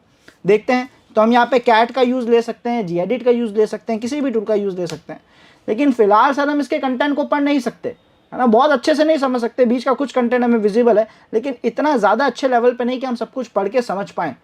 आई होप सभी को विजिबल होगा। तो यहाँ बेस्ट अप्रोच क्या रह सकती है, ये तो एक मैनुअल प्रोसेस था जो मुझे ये समझा रहा था कि हमारी एपीके फाइल और कुछ नहीं, एक जिप फाइल, एक कंप्रेस फाइल ही है ना। जैसे हमने एक्सट्रैक्ट करा, हमें सारी फाइल फोल्डर्स तो दिख गई। अब हम यहाँ पे क्या ट्राई करेंगे, हम यूज़ लेंगे एक ऐसा टूल जो हमारा काम बहुत आसान कर देगा है ना, और हम और अच्छे लेवल पे चीज़ों को एग्जीक्यूट कर पाएंगे। चाहे कितनी ही लेटेस्ट टेक्नोलॉजीज में बने हुए एप्लीकेशंस हो, वो टूल हमारे वहाँ पे काम आ सकता है, उन्हें डिकम्पाइल करने में और उनके कोड को रीडेबल फॉर्मेट में कन्वर्ट करने में। तो हम यहाँ पे क्या करेंगे, उस टूल का नाम लिखेंगे जो फिलहाल है बाइट कोड व्यूअर, और ये लिख के हम एंटर प्रेस करेंगे और हमारा ग्राफिकल सॉफ्टवेयर स्टार्ट हो जाएगा। और हमें बहुत आसान काम करना है, अब ये कुछ बहुत डिफिकल्ट नहीं रहने वाला हमारे लिए। हमारा सॉफ्टवेयर स्टार्ट हो चुका है। हम हमारे फाइल मैनेजर पे जाएंगे, वहाँ भी जहाँ भी हमारी एपीके फाइल पड़ी है उस लोकेशन पे जाएंगे। तो सब कुछ मिनिमाइज कर देता हूँ मैं, आप देख सकते हो हमारे होम लोकेशन पे है ना हमारी एप्लीकेशन पड़ी है, इनसिक्योर बैंक नाम की एप्लीकेशन पड़ी है। और मैं चाहता हूँ कि इस एप्लीकेशन के अंदर के सभी कोड्स को मैं पढ़ पाऊँ, जो भी सोर्स कोड है उसको देख पाऊँ। तो मैंने इस एप्लीकेशन को यहाँ पे ड्रैग एंड ड्रॉप कर दिया। यहाँ आप देख सकते हो कि एप्लीकेशन फिलहाल प्रोसेस हो रही है। आई होप सभी को क्लियर विजिबल होगा है ना। जल्द ही हमारी एप्लीकेशन यहाँ पे में शो होगी और शायद उसका सारा कंटेंट भी रीडेबल फॉर्मेट में और मैनेजेबल फॉर्मेट में यहाँ पे पड़ा होगा। मैं उसको फुल डिस्प्ले कर देता हूँ ताकि आप सभी को अब सारी चीज़ें क्लियर विजिबल हो। तो आप देख सकते हो यहाँ पे इनसिक्योर बैंक v2.apk नाम की फाइल शो कर रहा है। अगर इससे जस्ट पहले ये जो आपको एक छोटा सा आइकन दिख रहा है, मैं इस पर क्लिक करता हूँ तो ये मुझे इसका पूरा स्ट्रक्चर बता देगा जो कि इसने ग्रैब करा है। तो यहाँ पे इसने क्या क्या डिटेल्स ग्रैब करी है। सबसे पहले एंड्रॉइड नाम का आप कह सकते हो फोल्डर दिखा रहा है। उसके बाद कॉम नाम का फोल्डर जिसके अंदर बाकी के सारे पैकेजेस होंगे ठीक है। उसके बाद डिकोडेड रिसोर्सेज नाम का एक फोल्डर है जिसमें इसने सभी फाइल्स को डिकोड कर रखा है। इसका मतलब क्या है कि सर अगर अभी मैं एंड्रॉयड manifest.xml नाम की जो फाइल है इसके कंटेंट को देखना चाहूँ, यहाँ पे क्लिक करूँ तो आप देख सकते हो ये अभी भी रीडेबल फॉर्मेट में नहीं है। लेकिन अगर मैं डिकोडेड रिसोर्सेज के फोल्डर में जाऊँ और वहाँ पे जो एंड्रॉयड manifest.xml फाइल है जो कि वो कह रहा है कि उसने डिकोड कर दिए, यानी अब वो रीडेबल फॉर्मेट में है, तो अब अगर मैं इस पर क्लिक करूँ तो आप देख सकते हो हम यहाँ पे हमारी एंड्रॉयड manifest.xml फाइल के सभी कंटेंट को रीड कर पा रहे हैं।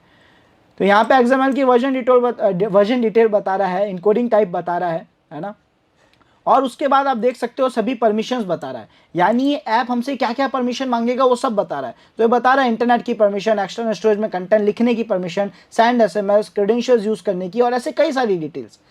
ये वो सारी परमिशंस हैं जो हम हमारे ऐप को अलाउ करते हैं, तो वो हमें यहाँ पे दिखा रहा है ना।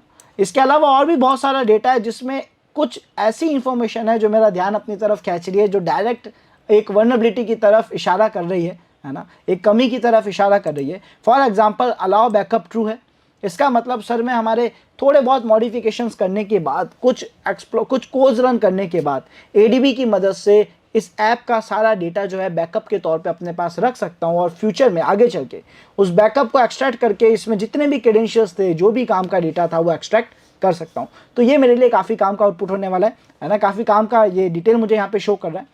उसके अलावा अगर मैं देखूँ तो आप देख सकते हो यहाँ पे एंड्रॉयड डीबगेबल दिखा रहा है, जिसके आगे ट्रू लिखा हुआ है, यानी डीबगिंग भी यहाँ पे पॉसिबल है।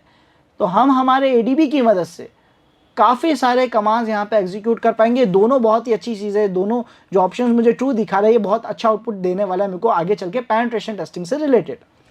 आई होप सभी को क्लियर हो रहा होगा, समझ आ रहा होगा, है ना। देख लेते हैं आप लोगों को इतना क्लियर हुआ है कि नहीं हुआ है, मुझे कंफर्म कर दो इतना सभी को क्लियर है।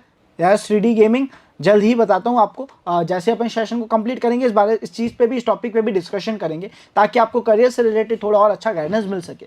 तो डेफिनेटली हम इसको भी डिस्कस करेंगे। अब और स्क्रॉल डाउन करूँ तो यहाँ पे बहुत सारी डिटेल्स है, लिटरली बहुत सारी डिटेल्स है जो मेरे बहुत काम आने वाली है ना। हमें यहाँ पे सभी पैकेजेस के नाम देखने को मिल रहे हैं, है ना, क्या क्या काम हो सकता है। जैसे आप देख सकते हो डू लॉगिन है, सबसे पहले अगर क्लिक होता है तो कौन सी एक्टिविटी कॉल होनी चाहिए, ये सारी चीज़ें यहाँ पे शो कर रहा है ना। तो बहुत सारी इन्फॉर्मेशन मुझे यहाँ पे बता रहा है, post login, do login, login activities, जितने भी पेजेस हैं एक APK के वो सब शो कर रहा है, और इसी के साथ कुछ एक्स्ट्रा डिटेल्स भी दिखा रहा है। खैर आई होप बेसिक आइडिया आपको लग गया होगा एंड्रॉयड manifest.xml का।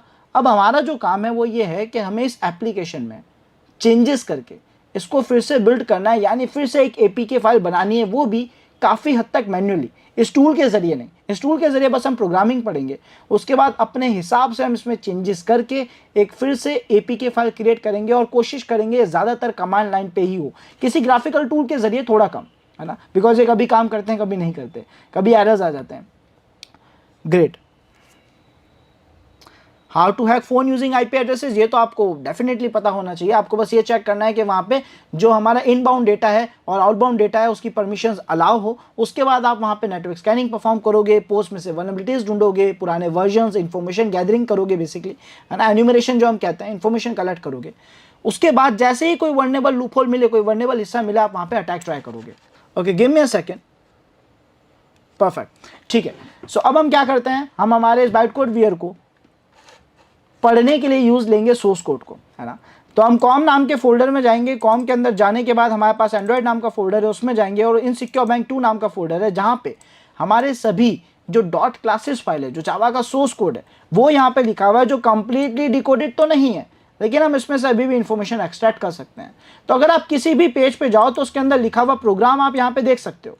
अब हमें करना बस ये है कि सर हमें एंड्रॉयड की प्रोग्रामिंग नहीं आती, जावा प्रोग्रामिंग नहीं आती, हम ऐसा मान के चल रहे हैं। अगर किसी को आती है तो बहुत अच्छी बात है, बट फिलहाल हम मान रहे हैं कि हमें तो नहीं आती। तो उस केस में हम यहाँ पे क्या अप्लाई कर सकते हैं, तो फिलहाल चीज़ों को ईजी और शॉर्ट तरीके से हम आगे बढ़ाते हैं। हम यहाँ पे क्या करेंगे, सबसे पहली फाइल एंड्रॉयड manifest.xml ने मुझे बताया कि लॉगिन फाइल सबसे पहली फाइल है जो कॉल होती है, लॉगिन एक्टिविटी सबसे पहले कॉल हो रही थी। तो मैंने कहा हम लॉगिन फाइल में चल के देखते हैं, यानी लॉगिन का जो कोड है उसमें चल के देखते हैं। तो आप देख सकते हो यहाँ पे लॉगिन एक्टिविटी डॉट क्लास नाम की फाइल है। हमने इस पर क्लिक करा, जैसे ही हमने इस पर क्लिक करा, इसका जो पूरा प्रोग्राम है वो यहाँ पे मेरे सामने, आई होप सभी को विजिबल होगा, इसको हम थोड़ा जूम कर लेते हैं, है ना।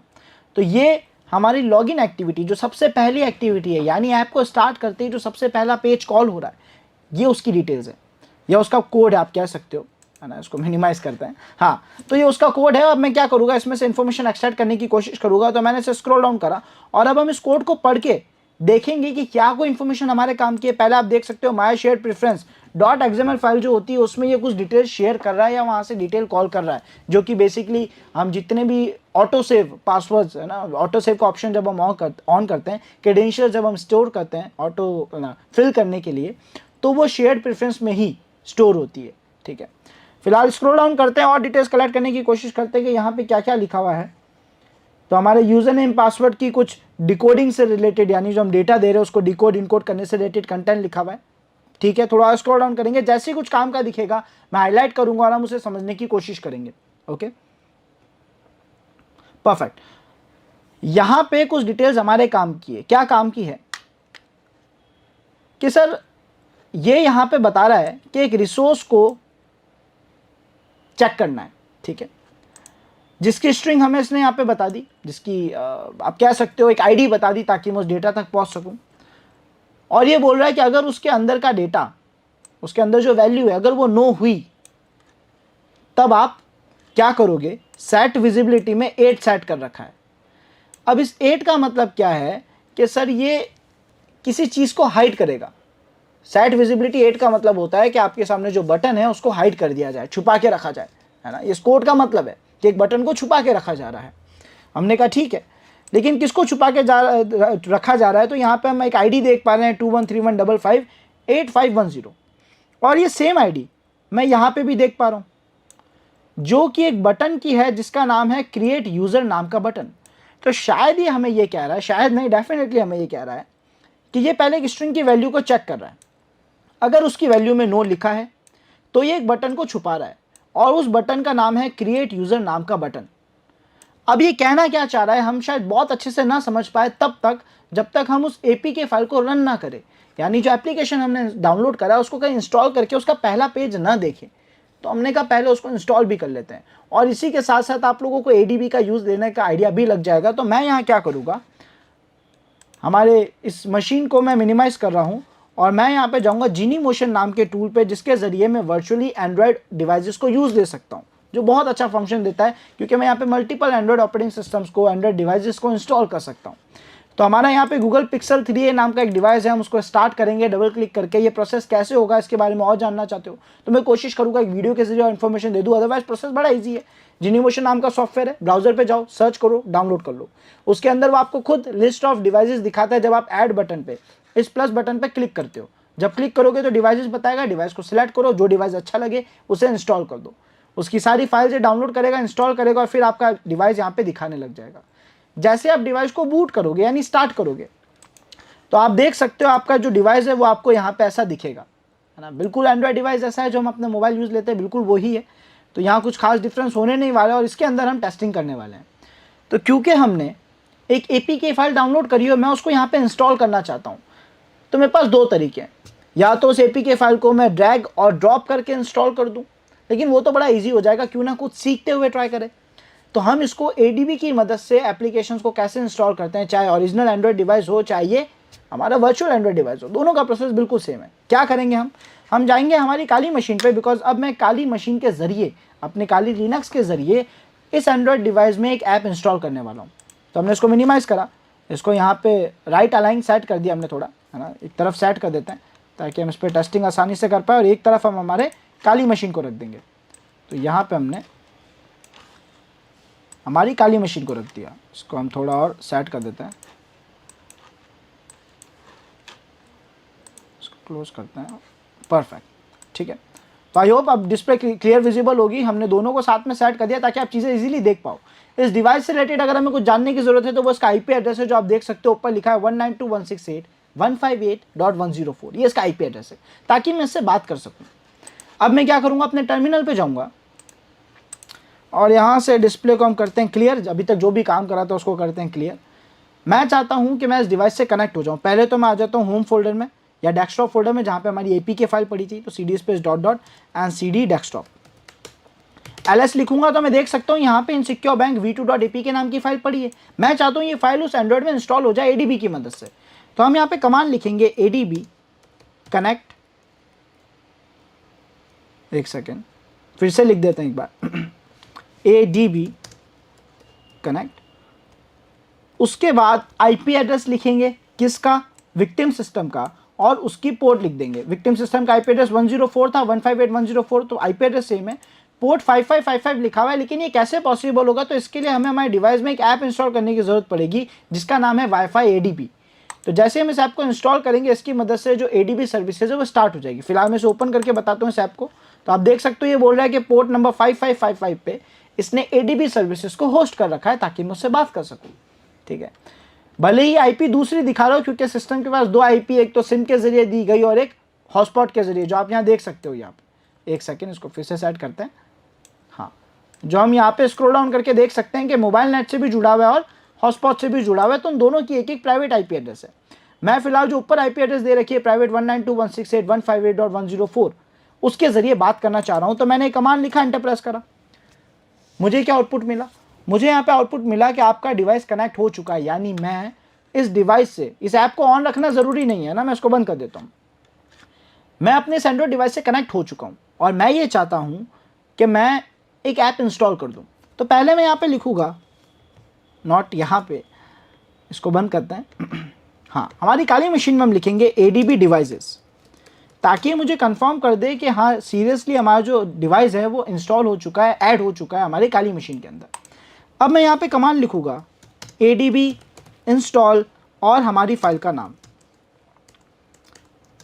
यही हमारी वो APK फाइल है जो यहाँ पे पड़ी थी। तो मैंने इसका नाम लिखा, मैं चाहता हूँ इंस्टॉल हो जाए, लेकिन क्योंकि शायद मैं पहले से एक ऐप इंस्टॉल कर चुका हूँ तो पहले उसे अनइंस्टॉल कर देता हूँ, वरना यहाँ पे कॉन्फ्लिक्ट पैदा होगा और वो इंस्टॉल नहीं हो पाएगी। तो हम इस पर क्लिक करके रखेंगे, ऐप इंफॉर्मेशन शो कर रहा है, यहाँ से इसे अनइंस्टॉल कर देंगे। ठीक है, तो हमने ऐप को यहाँ पे अनइंस्टॉल कर दिया है और अब मैं एंटर प्रेस करूँगा, देखूंगा क्या यहाँ पे मेरा इनसिक्योर बैंक V2 नाम का ऐप इंस्टॉल हो रहा है कि नहीं हो रहा है। तो ध्यान से देखना सब लोग, हमने बस एक एंटर प्रेस करा और यहाँ पे हमारा इनसिक्योर बैंक V2 नाम का ऐप फिर से ऐड हो चुका है। अब इसको क्लिक करके ओपन करके देख लेते हैं कि क्या है और कैसे काम कर रहा है। तो बाय डिफॉल्ट इसने सबसे पहले लॉगिन पेज को कॉल करा है, जहाँ पे 2 बटन है। पहले तो 2 इनपुट बॉक्सेस हैं, यूजर नेम का, पासवर्ड का, उसके अलावा 2 बटन हैं, एक लॉगिन का और एक ऑटोफिल क्रेडेंशियल्स का। लेकिन अगर हम फिर से याद करें कि सर जब हम बाइट कोड व्यूअर में गए थे, जिसको शायद मैंने क्लोज कर दिया है, तो हमें फिर से ओपन करना पड़ेगा। तो हम एक काम करते हैं, न्यू टैब में चलते हैं, रूट परमिशन देते हैं हमारे बाइट कोड व्यूअर को ताकि हम फिर से ओपन कर सकें, है ना, और थोड़ा फास्ट करते हैं इस प्रोसेस को। तो बाइट कोड व्यूअर स्टार्ट हो चुका है। एप्लीकेशन को ड्रैग एंड ड्रॉप करेंगे, ये रही हमारी एप्लीकेशन, इसको यहाँ पे ड्रैग एंड ड्रॉप करा, जल्दी ये यहाँ पे एक्सट्रैक्ट हो जाएगी या और डिकोड भी हो जाएगी साथ ही साथ। फिलहाल देखो यहाँ पे तो कोई बटन नहीं दिख रहा ना, लॉगिन और ऑटोफिल क्रेडेंशियल्स के अलावा कोई दूसरा बटन नहीं है।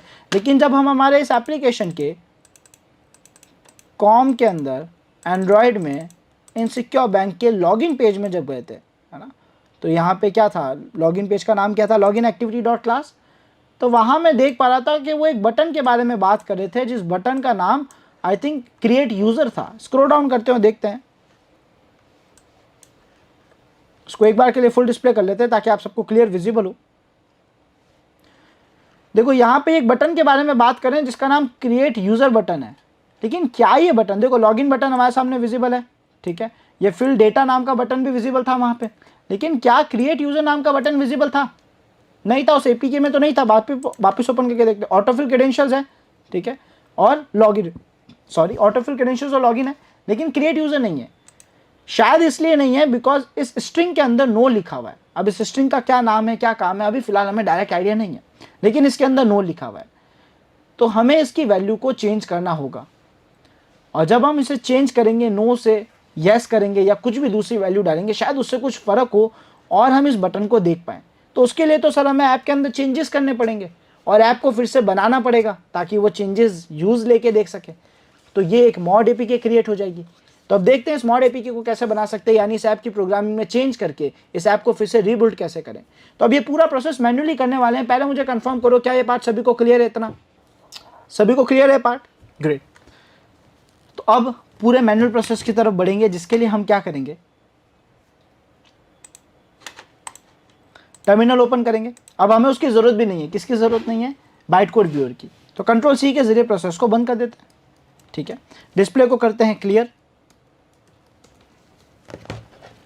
एंड यहाँ पे हम सबसे पहले हमारी एप्लीकेशन फाइल की लोकेशन में चले जाते हैं, या फिर एक काम करते हैं, हमारी एप्लीकेशन को, एपीके फाइल को एक ऐसे फोल्डर में रख देते हैं जहाँ पे ज़्यादा है ना कंफ्यूजन क्रिएट ना हो, चीज़ें बहुत इजी रहे, शॉर्ट रहे। तो हम यहाँ पे एक फ़ोल्डर बना देते हैं, अगेन mkd, या फिर एक काम करते हैं, हमने एक फ़ोल्डर बनाया था ना ऑलरेडी लाइव हैक का, उसके अंदर चलते हैं और उसके सभी कंटेंट को क्लियर कर देते हैं, जिसके अंदर कमांड लेंगे rm-rf एंड देन एक एस्ट्रिक एंड y और ls टाइप करेंगे तो ये फोल्डर कंप्लीट खाली हो चुका है। अब इस फोल्डर के अंदर हमें फाइल कॉपी करनी है हमारे एंड्रॉयड बैंक इनसिक्योर वाली एपीके फाइल को, है ना।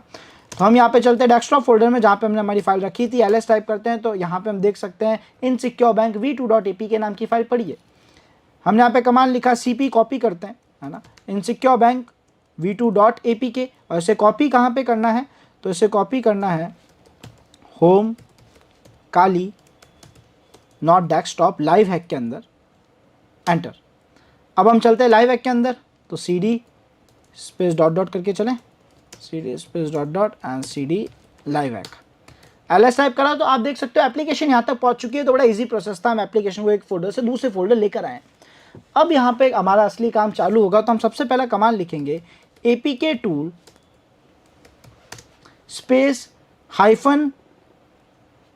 -d फॉर डीकम्पाइल एंड हमारी फाइल का नाम जो कि इनसिक्योर बैंक v2 है। मैं क्या चाहता हूँ, ये डीकम्पाइल हो जाए, और डीकम्पाइल में इसके कोड्स इस तरीके से डीकम्पाइल हो, यानी ये डीकोड भी हो, ताकि मैं उनको पढ़ भी सकूँ और उनमें चेंजेस भी कर सकूँ।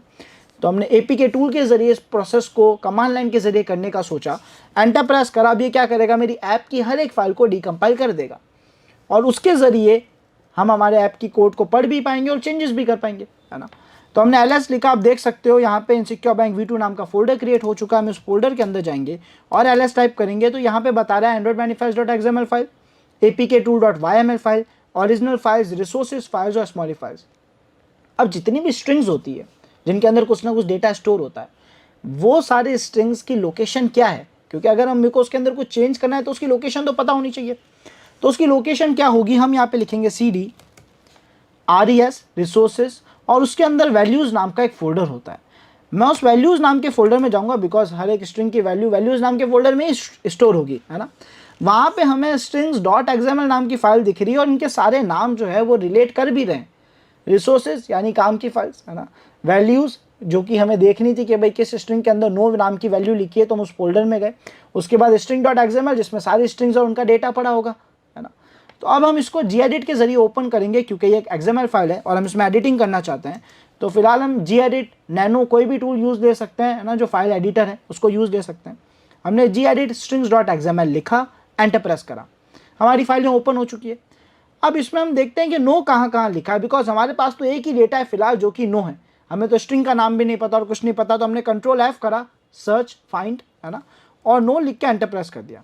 तो आप देख सकते हो यहाँ पे नो मिला, यहाँ पे नो मिला। एक बार फिर से F करते हैं, हाँ, और देखते हैं नो कहाँ कहाँ देखने को मिला। ये सारी वैल्यूज़ नहीं, आप देखोगे ये नोटिफिकेशन के आगे नो लिखा हुआ आ रहा है। हमें वैल्यू चाहिए किसी वेरिएबल के अंदर, और देखते हैं कहाँ लिखा है, ये भी काम का नहीं है। और देखते हैं यहाँ, अगर आप ध्यान से देखो तो इस एडमिन नाम के वेरिएबल के अंदर नो लिखा हुआ है। बाकी आप सब देखोगे तो स्पेलिंग है, नोटिफिकेशन की स्पेलिंग में नो लिखा है। नहीं, हमें तो एक स्ट्रिंग चाहिए थी जिसकी वैल्यू में नो लिखा था। अब हम यहाँ पे देख सकते हैं कि इस एडमिन नाम की एक स्ट्रिंग थी, उसके आगे नो लिखा है। इसका मतलब वो ये कह रहा है कि यूज़र एडमिन नहीं है। लेकिन अगर हम इस नो वैल्यू को यस में कन्वर्ट कर दे, मैंने इसको डिलीट करा, यस करा, क्योंकि gedit के जरिए एडिटिंग ओपन करी, इतना बेसिक चेंज तो हम डेफिनेटली कर सकते हैं, फाइल को मॉडिफाई तो कर ही सकते हैं। तो यहाँ पे क्या बता रहा है, इस एडमिन के अंदर नो लिखा हुआ है, इसका मतलब आप एडमिन नहीं हो। हमने यस लिख दिया, इसका मतलब मैं एडमिन हूँ, ऐसा मैं दिखाना चाह रहा हूँ। हो सकता है ये वैल्यू अगर सही से काम करी तो हमारा वो जो बटन था वो हमें विजिबल होगा, जो पहले विजिबल नहीं था, जिसका नाम क्रिएट यूजर था। ठीक है, तो हम क्या करेंगे, इस फाइल को सेव करेंगे Ctrl+S के जरिए, और उसके बाद इस फाइल को क्लोज कर देंगे। सेव करके क्लोज कर दिया, बेसिक काम जो था हमारा कंप्लीट हुआ। क्या कि हमने सर फाइल की प्रोग्रामिंग में गए, वहां पे कुछ चेंजेस परफॉर्म करे और चेंजेस करके फाइल को सेव कर दिया। अब इसको वापस ऐप में कन्वर्ट कैसे करें, ये जब आप देखोगे तो आपको बहुत चीज़ें क्लियर हो जाएगी। ठीक है, हम वापस बैक आएंगे, cd space dot dot, cd space dot dot and cd space dot dot, ls type करेंगे तो मैं यहाँ पे इनसिक्योर बैंक v2 फोल्डर के बाहर आ चुका हूँ, है ना। सबसे पहले हम जो कमांड रन करेंगे वो है apk टूल स्पेस, पिछली बार हमने डी यूज लिया था डी कंपाइल करने के लिए, इस बार मैं ऐप को वापस बिल्ड करना चाहता हूँ, बनाना चाहता हूँ, तो मैं बी लिखूंगा और हमारे फोल्डर का नाम लिखूंगा जो कि आप देख सकते हो इनसिक्योर बैंक V2 है। तो मैं चाहता हूँ अब इस फोल्डर को वापस कंप्रेस कर दिया जाए, एक APK फाइल वापस बना दी जाए, है ना। तो मैंने एंटर प्रेस करा। अभी क्या कर रहा है, सभी फाइल्स को रीड करके वापस एक APK फाइल क्रिएट कर रहा है, लेकिन ये जो APK फाइल है ये APK फाइल शेयर नहीं करी जा सकती, क्योंकि ये इसको हम एंड्रॉयड डेवलपर्स जो होते हैं वो उसको डीबगेबल APK कहते हैं, ये डीबगिंग APK कहते हैं, जो कि केवल टेस्ट करने के लिए बनी है ताकि इंस्टेंट वो रन हो सके। क्योंकि हमें पता है जब भी हम ऐप को रन करते हैं वो पहले डीबग होता है, डीबग APK में क्रिएट होता है, फिर रन होता है। तो ये वही डीबग APK बना रहा है जो कि शेयर नहीं करी जा सकती बाकी सबको। तो उसके लिए हमें क्या करना होगा, उसको साइन करना होगा जैसा हमने डिस्कस करा था। तो वो कैसे करेंगे, पहले देखते हैं APK क्रिएट हुई कि नहीं हुई। ls टाइप करेंगे, इनसिक्योर बैंक फोल्डर में जाएंगे, फिर से ls टाइप करेंगे। यहाँ पे dist नाम का एक फोल्डर क्रिएट हो चुका है जो पहले नहीं था, तो मैं उस फोल्डर के अंदर नहीं जाना चाहता। मैंने कहा ls dist लिख के चेक कर लेते हैं इसके अंदर क्या क्या कंटेंट पड़ा है।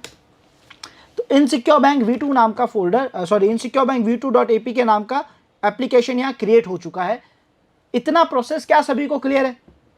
Playlist on Wireshark Rohan will try कि ला सके जल्दी। सभी को क्लियर है इतना पार्ट? डेफिनेटली कमेंट बॉक्स में मैं कोशिश करूंगा आपके आइडिया का कमांड जो है छोड़ दूं, अभी नहीं, इस प्रोसेस को करने के बाद जब लाइव एंड हो जाएगी उसके बाद में शेयर कर दूंगा, ठीक है। CCTV hacking using new method, okay Hardik, definitely लाएंगे, बट कुछ टास्क दूंगा, अगर आप पूरे करोगे तो मैं लेके आ जाऊंगा। परफेक्ट, चलो तो इतना सभी को क्लियर है। हमारी APK क्रिएट हो चुकी है जो कि इंस्टॉल नहीं हो सकती, रन नहीं हो सकती, टेस्टिंग के लिए बनाई हुई है ना, शेयर नहीं हो सकती। तो अब हमें इसे साइन करना है। साइन करने के लिए हमें क्या करना होगा, एक फाइल बनानी होगी जिसमें हमारी कुछ डिटेल्स और कुछ स्पेशल हैशेस होंगे जिसकी मदद से एप्लीकेशन को साइन करा जाता है ना। वो फाइल हमें एप्लीकेशन के अंदर ऐड करनी पड़ेगी जिसको की स्टोर फाइल कहा जाता है। तो इसके लिए हम कमांड लिखेंगे की टूल स्पेस हाइफन की जान, ये पूरा यहाँ पे कमांड लिखा हुआ है, इसको समझा देता हूँ मैं आप सभी को। की टूल कमांड के जरिए मैंने बोला कि मैं की जनरेट करना चाहता हूँ, ठीक है। इस की का मतलब सारा कंटेंट जो है वो ना की स्टोर फाइल के अंदर स्टोर होगा जिसका नाम होगा ctf.keystore। आप चाहो तो नाम चेंज कर सकते हो, ऐसा कॉपी पेस्ट करने की जरूरत नहीं है। तो बेसिकली सारा डेटा ctf.keystore नाम की फाइल में सेव हो जाएगा जो कि सिग्नेचर्स हैं, जिसमें मेरी कुछ बेसिक डिटेल्स और कुछ हैशेस होंगे, ठीक है। उसके अलावा यहाँ पे एलाइसिस इसको कनेक्ट करा गया है इस नाम के साथ, ठीक है। और की एल्गोरिथम RA से बता दिया है, की साइज 2048 बता दी है और इसकी वैलिडिटी यहाँ पे 20000 बता दी है, ठीक है। ये बेसिक डिटेल्स में यहाँ पे सेट कर चुका हूँ। मैं एंटर प्रेस करूँगा तो ये बाय डिफॉल्ट मुझसे पासवर्ड मांगेगा। पहले मैंने यहाँ पे कुछ भी एक पासवर्ड दिया और एंटर प्रेस करा, फिर से पूछ रहा है, फिर से पासवर्ड लिखा, एंटर प्रेस करा। अभी मुझसे कुछ डिटेल्स मांग रहा है, यही डिटेल्स सिग्नेचर का हिस्सा है ना, ताकि पता पड़ जाए कि भाई ऐप किसका है, और उसी के हिसाब से कुछ हैशेस भी क्रिएट हो जाते हैं ताकि ऐप यूनिकली आइडेंटिफाई करा जा सके। फिलहाल मैं तो नहीं चाहूँगा कि मैं इसमें अपनी रियल डिटेल्स डालूँ, तो मैं केवल एंटर प्रेस करूँगा, क्योंकि मुझे बता रहा है अगर आप कुछ नहीं लिखोगे तो हम बाय डिफॉल्ट अननोन नाम का डेटा यहाँ पे ऐड कर देंगे। तो मैंने एंटर प्रेस करा। ऑर्गेनाइजेशनल यूनिट के बारे में पूछ रहा है, एंटर प्रेस करा, है ना। नेम ऑफ योर ऑर्गेनाइजेशन पूछ रहा है, एंटर प्रेस करा, डिटेल नहीं डाली, बाय डिफॉल्ट अननोन कॉल हो जाएगा। Name of your city and locality, enter press करा, state enter, country code enter. अब इसने मेरे को बताया कि आपने CNOU सबको शॉर्ट फॉर्म में लिख रहा है बेसिकली। जैसे लास्ट में इसने क्या पूछा था, कंट्री कोड पूछा था, तो C के आगे क्या लिखा हुआ है, अननोन लिखा हुआ है, यानी सभी के आगे अननोन लिखा हुआ है। इसने बोला कि आपने अभी तक यही इनपुट्स दिए हैं, क्या आप मानते हो ये इनपुट सही है? तो मैं यस लिख दूंगा और एंटर प्रेस करूंगा। तो अब ये एक फाइल जनरेट कर चुका है, और अगर आपको चेक करने के इसने फाइल जनरेट करी कि नहीं करी तो ls लिख के एंटर प्रेस कर देंगे। तो यहाँ हम देख सकते हैं ctf.keystore नाम की फाइल यहाँ पे ये क्रिएट कर चुका है। लेकिन एक बात का ध्यान रखना है कि इस फाइल को हम इस इनसिक्योर बैंक फोल्डर के अंदर ना रखें, थोड़ी बहुत प्रॉब्लम आ सकती है, जिसकी वजह से हमारी जो APK फाइल है वो एरर देगी, वर्क नहीं करेगी, है ना। तो हम इस फाइल को बाहर रखना चाहेंगे हमारे इस फोल्डर से, जिसके लिए हम MV कमांड यूज ले सकते हैं। मूव कर देते हैं, तो MV स्पेस फाइल का नाम, ओ सॉरी ctf.keystore था फाइल का नाम, हाँ। और उसके बाद home Kali and live hack, है ना।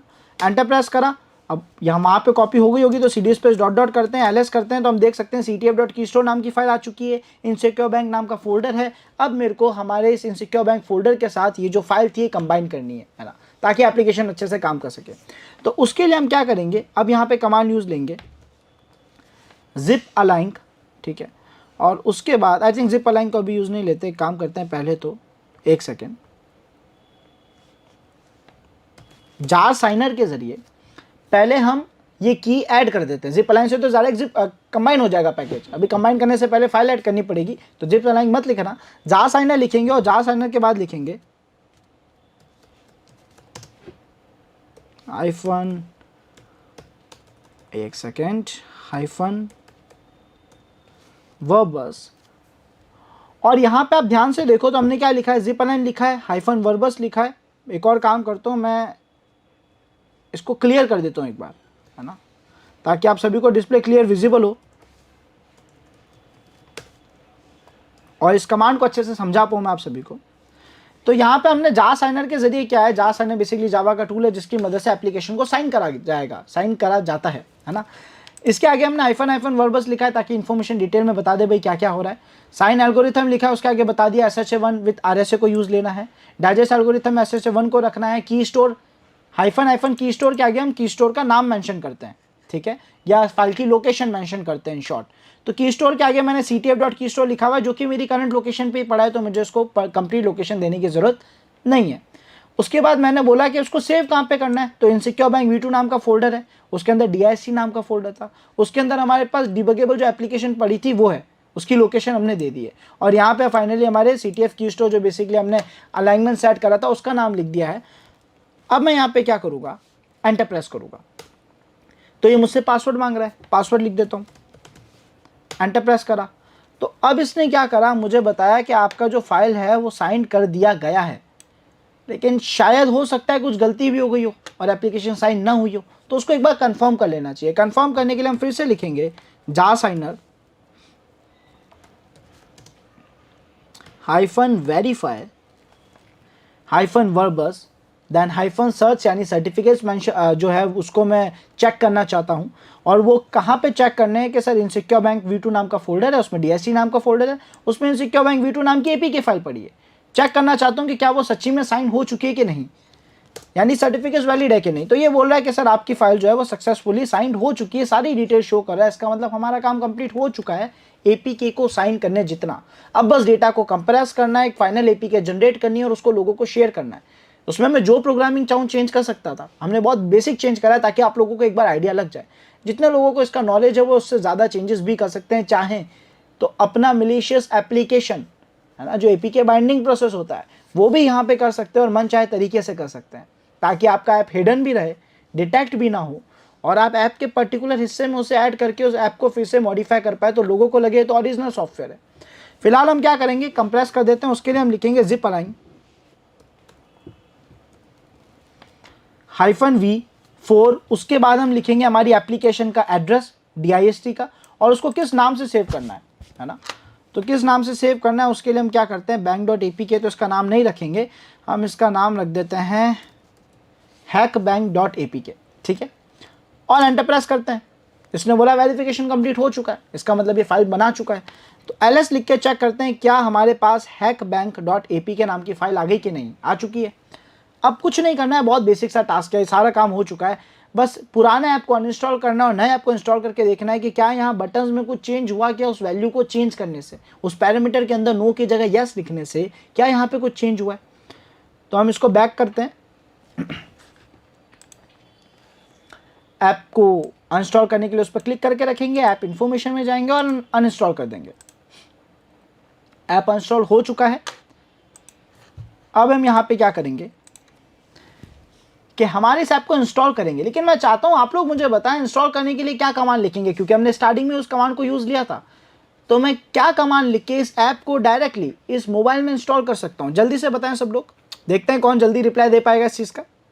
वेरी गुड वैभव, सबसे पहले आंसर किसने दिया था, ये वैभव, वेरी गुड। ऑल मैसेजेस में चेक कर लेते हैं है ना, किस किसने रिप्लाई सही दिए हैं। ग्रेट, सब लोग बिल्कुल सही जवाब दे रहे हैं, बहुत बढ़िया। तो हम क्या करेंगे सर, यहाँ पे लिखेंगे adb इंस्टॉल, लेकिन मुझे बताओ क्या एडीबी इंस्टॉल लिखने से पहले एडीबी कनेक्ट करना ज़रूरी नहीं है? Very good mister white devil, है ना, बिल्कुल सही जवाब दिया है भाई। पहले तो कनेक्ट करेंगे, फिलहाल करंट सिनेरियो में कनेक्टेड है तो चलो हम नहीं कर रहे, बट इस बात का ध्यान रखना कि पहले कनेक्ट करेंगे, ठीक है। इस कनेक्टेड ना, very good very good very, बिल्कुल सही, परफेक्ट। हाँ कर सकते हैं, इसका मतलब आंसर जो है वो कर सकते हैं, ठीक है। मैं बस उनके आंसर से इंप्रेस हुआ था क्योंकि उन्होंने उस चीज़ का ध्यान रखा, गुड। तो हमने क्या करा, एडीबी इंस्टॉल और hackbank.apk, सबको सही। और कंफर्म अगर हमें करना है कि हमारा ये जो डिवाइस है एडीबी कनेक्टेड है कि नहीं है, तो बड़ा इजीली हम यहाँ पे एडीबी डिवाइसेस लिख के भी चेक कर सकते हैं। तो ये बता रहा है कि सर ये डिवाइस कनेक्टेड है, तो अब क्यों ना कमांड रन करा जाए, एडीबी इंस्टॉल नॉट बैंक.apk but hackbank.apk, and enter press करते हैं तो ऐप इंस्टॉल हो चुका है। यहाँ पे अब देखते हैं क्रॉस फिंगर्स करके कि लिटरली वर्क कर रहा है कि नहीं कर रहा है, बिकॉज कभी कभार छोटी माइनर मिस्टेक्स की वजह से एपीके करप्ट हो जाता है, वर्क नहीं करता। तो देखते हैं अभी काम करेगा कि नहीं करेगा, क्लिक करें, चलो कर देते हैं। तो क्या किसी को यहाँ पे कुछ भी यूनिक दिख रहा है, कुछ भी ऐसा दिख रहा है जो पहले नहीं था? बताओ क्या है, कुछ ऐसा दिख रहा है? Very good Jalani, perfect. तो सर यहाँ पे क्रिएट यूजर नाम का बटन शो हो रहा है जो केवल एडमिन के लिए बनाया गया था, और क्योंकि वो बटन हमें दिख रहा है इसका मतलब हम यहाँ पे क्रिएट यूजर कर सकते हैं। फिलहाल हम नहीं करेंगे, हमें बस एपीके को मॉड एपीके में क्रिएट करना समझना था।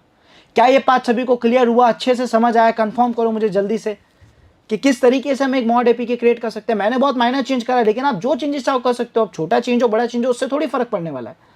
अच्छा, आप में से कुछ लोगों का एक क्वेश्चन है, चलो वो अभी आने ही वाला है तो उसको रिजॉल्व कर देंगे। बहुत बढ़िया, क्लियर है, परफेक्ट।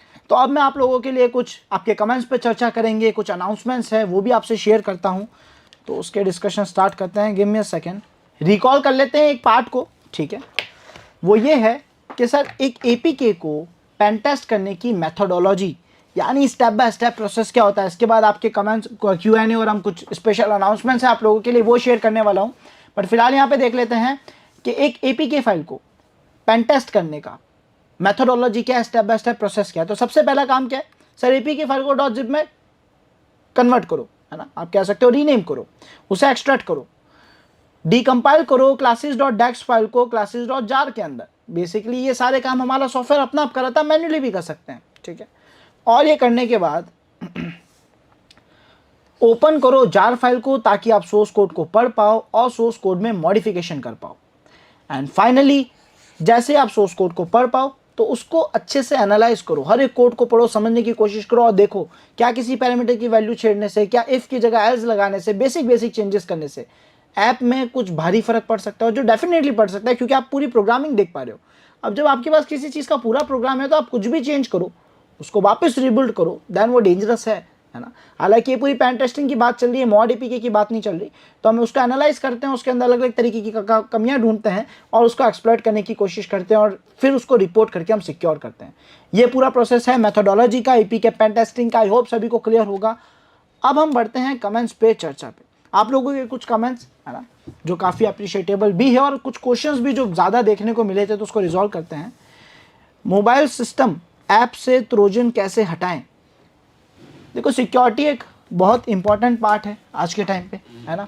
और आप लोगों का ये क्वेरी ज़रूर होगा, क्वेश्चन ज़रूर होगा कि अगर हमारा डिवाइस कॉम्प्रोमाइज़ हो चुका है, चाहे वो मोबाइल हो चाहे वो सिस्टम हो, तो उसे सेफ या सिक्योर कैसे रहा जाए।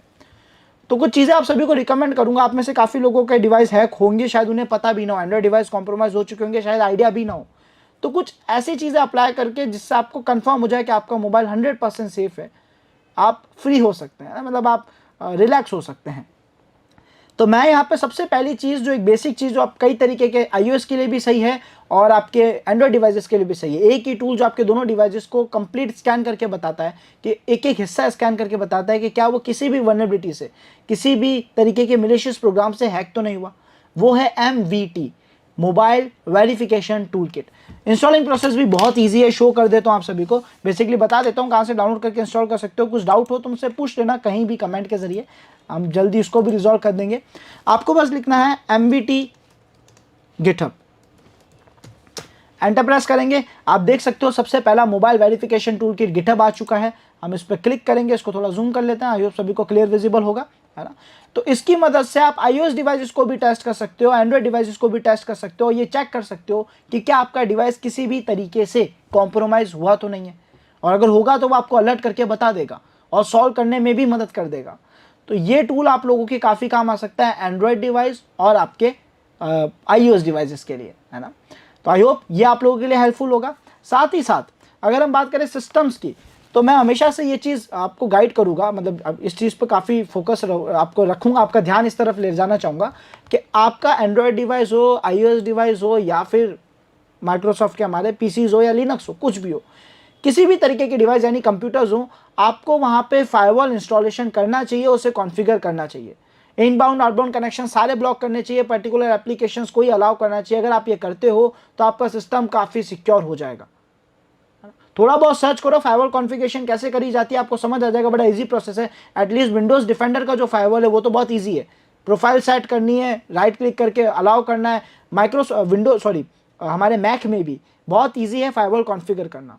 अगर आप फायरवॉल कॉन्फ़िगर करते तो इससे खास बात यह है कि भले आपके सिस्टम में पहले से वायरस पड़ा हो, मेलिशियस प्रोग्राम पड़ा हो, किसी भी तरीके का प्रोग्राम पड़ा हो जो आपके सिस्टम को हैक करके बैठा है, वो आपके सिस्टम से डेटा बाहर नहीं ले जा सकता, अंदर नुकसान कर सकता है। वो भी तब जब कोई उसको ट्रिगर करे, लेकिन ट्रिगर भी नहीं कर पाएगा, बिकॉज ना ही आपके सिस्टम से कोई डेटा बाहर जाएगा, ना ही कोई बाहर का डेटा आपके सिस्टम तक आ सकता है विदाउट योर परमिशन। आप पर्टिकुलर टूल्स को अलाउ करो, फॉर एग्जांपल गूगल क्रोम, उसके जरिए नेट चलाना, बस उसको अलाउ करो, तो उसी के जरिए जितना भी कम्युनिकेशन हो पाएगा, बाकी कोई भी सॉफ्टवेयर कम्युनिकेशन नहीं कर पाएगा। इसका मतलब कैसा भी मेलिशियस प्रोग्राम हो, आप सेफ रह सकते हो। आई होप ये आप सभी के लिए यूजफुल इन्फॉर्मेशन होगी, आपको हेल्प करेगी एंड समझ भी आई होगी। परफेक्ट। अगला क्वेश्चन देखते हैं जो आप लोगों ने यहाँ पे पुटअप करा है। सर, अगर हम किसी वेबसाइट को हैक करेंगे तो क्या कंपनी लॉग के बाद क्या है, कोई सख्त कदम नहीं उठाएगी? तो बेसिकली देखो, पहली चीज़ तो हम कोई भी मिलिशियस एक्टिविटी नहीं करते। हम जो भी वेबसाइट में कमियां ढूंढ रहे हैं वो रिटर्न में परमिशन लेने के बाद ही ढूंढ रहे हैं। पेनिट्रेशन टेस्टिंग का बड़ा सिंपल सा रूल है, एथिकल हैकिंग का बड़ा सिंपल सा रूल है कि जब तक आपके पास रिटर्न में परमिशन है, आप टेस्टिंग नहीं करोगे तो हम करते भी नहीं है, तो हमें उसकी परवाह नहीं है। हमें उससे फ़र्क नहीं पड़ने वाला, क्योंकि हम रिटर्न में परमिशन लेके यानी लीगल टेस्टिंग कर रहे हैं। लेकिन अगर हम कुछ गलत कर रहे हैं, दैन डेफिनेटली लॉग्स में हमारी IP, हमारी एक्टिविटीज़ और एक्स्ट्रा डिटेल्स भी रिकॉर्ड हो सकती है। डिपेंड करता है डेवलपर ने क्या क्या कोड लिखा है, उस पर बहुत डिपेंड करेगी चीज़।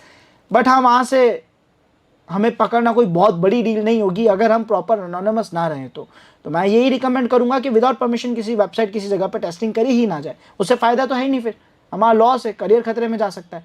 क्यों ना जो हमें अलाउ कर रहे हैं बग बाउंटी हंटिंग के प्लेटफॉर्म्स है, जहाँ पे वेबसाइट्स खुद अलाउ करिए कि आप उनमें कमी ढूंढो, उन्हें हैक करो और रिपोर्ट करो, ताकि वो सिक्योर हो सके, ताकि आपको अच्छा रिवॉर्ड भी मिले और करियर में ग्रोथ भी मिले, तो उसको अप्लाई करा जाए। यूट्यूब चैनल हैक कैसे कर सकते हैं, कर लेते हैं।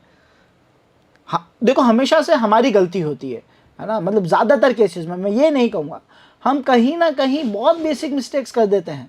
अब चाहे वो हमारे पास एक मेल आए और हमें बोले कि आपका यूट्यूब अकाउंट कॉम्प्रोमाइज़ हो रहा है, पासवर्ड रीसेट करो, हम उस पर क्लिक करके फिशिंग लिंक पे पहुँचो, पासवर्ड रीसेट करने के लिए डिटेल्स फिल कर दे, वो भी एक प्रॉब्लम है ना। ऐसे अलग अलग तरीके के अटैम्प्ट्स ट्राई करे जाते हैं। फ्रॉड्स तो मार्केट में बहुत सारे हैं, बट एट द एंड जो मिस्टेक, जो गलती होती है, वो हमारे एंड पे ही होती है। ठीक है, नेक्स्ट क्वेश्चन की तरफ बढ़ते हैं। Thank you. इससे पहले मैं रीड करूं, है ना, अच्छा, ये किस किस ने पूछे थे ये भी बता देते हैं। ब्रॉक लेंसनर 3217 ने क्वेश्चन पूछा था, ध्रुव कुमार मंडल ने क्वेश्चन पूछा था दूसरा, एंड तीसरा पूछा है हैकर 11, तीसरा एक स्टेटमेंट दिया है हैकर 1117 ने। सर, आपका एक्सप्लेनेशन बेस्ट है, ऐसे ही और वीडियोस बनाते रहें सर, थैंक्स अ लॉट। मैं एक्चुअली कहना चाहूँगा आप सबको थैंक्स अ लॉट, बिकॉज आप लोगों के जो सपोर्ट है, जो अप्रिसिएशन है, उसी से लिटरली वो मोटिवेशन आया कि इतनी वीडियोस या जो भी कंटेंट डिलीवर कर पाते हैं हम कर रहे हैं, है ना, या कर पा रहे हैं। तो ये ओवरऑल सब आप लोगों का ही अचीवमेंट है, आप लोगों की ही मेहनत है, बिकॉज वो सपोर्ट बहुत मायने रखता है, लिटरली उसी से कोई मोटिवेट होता है।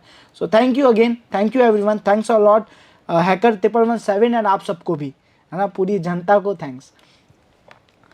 उसके अलावा विंत कुमार ने, विंत ही लिखा है, अगर गलत प्रोनाउंस करूँ तो चेक कर लेना, 2461 ने लिखा है, सर वर्चुअल मशीन में काली लिनक्स में वाईफाई कनेक्ट नहीं हो रहा है, ये बहुत ज़्यादा इशू आता है। आप सभी को वाईफाई अडेप्टर जो परचेस करो, पहले देखो क्या वो लिनक्स सपोर्टेबल है, अगर है फिर भी वर्क नहीं कर रहा है तो उसका नाम जो भी है, आपके डिवाइस का नाम, वाईफाई अडेप्टर का नाम, जाके ब्राउज़र पर डिवाइस का नाम लिखो, पास में लिखो ड्राइवर इंस्टॉलर गिटहब, तो आपको कुछ ऐसी स्क्रिप्ट्स मिल जाएगी जिनको रन करके वो डायरेक्ट आपके अडेप्टर को इंस्टॉल कर लेगी। ये सबसे बेस्ट तरीका है ना। कुछ स्क्रिप्ट्स मिल जाएगी जो आपके अडेप्टर को अपना इंस्टॉल कर देगी, आपके अडेप्टर के ड्राइवर को अपना इंस्टॉल कर देगी। तो आपको बस डिवाइस का नाम, USB adapter, not USB adapter, आपके डिवाइस का नाम driver space installer script GitHub, ये लिखना है। आपको कुछ प्रोग्राम्स मिल जाएंगे जो इंस्टॉलेशन में आपकी मदद करेंगे। अच्छा, ये कमेंट्स पे चर्चा तो हो गई है ना, और इससे पहले कि हम Q&A सेशन की तरफ, जो कि बीच बीच में हम कर रहे थे, अब कंप्लीट Q&A सेशंस की तरफ जाए जहाँ पे आपके क्वेश्चंस और हमारे आंसर्स हो। सो इससे पहले हम इसको एंड करें, अब हम बढ़ेंगे आप लोगों के जो डाउट सेशन है उसकी तरफ। तो आप लोगों के जो भी डाउट्स हैं आप वो सब डाउट्स पूछ सकते हैं, यानी जो भी Q&A सेशन है हम उसको कंटिन्यू करेंगे। जो जो क्वेश्चंस है आप पूछें और मैं कोशिश करूंगा उन्हें रिजॉल्व कर सके।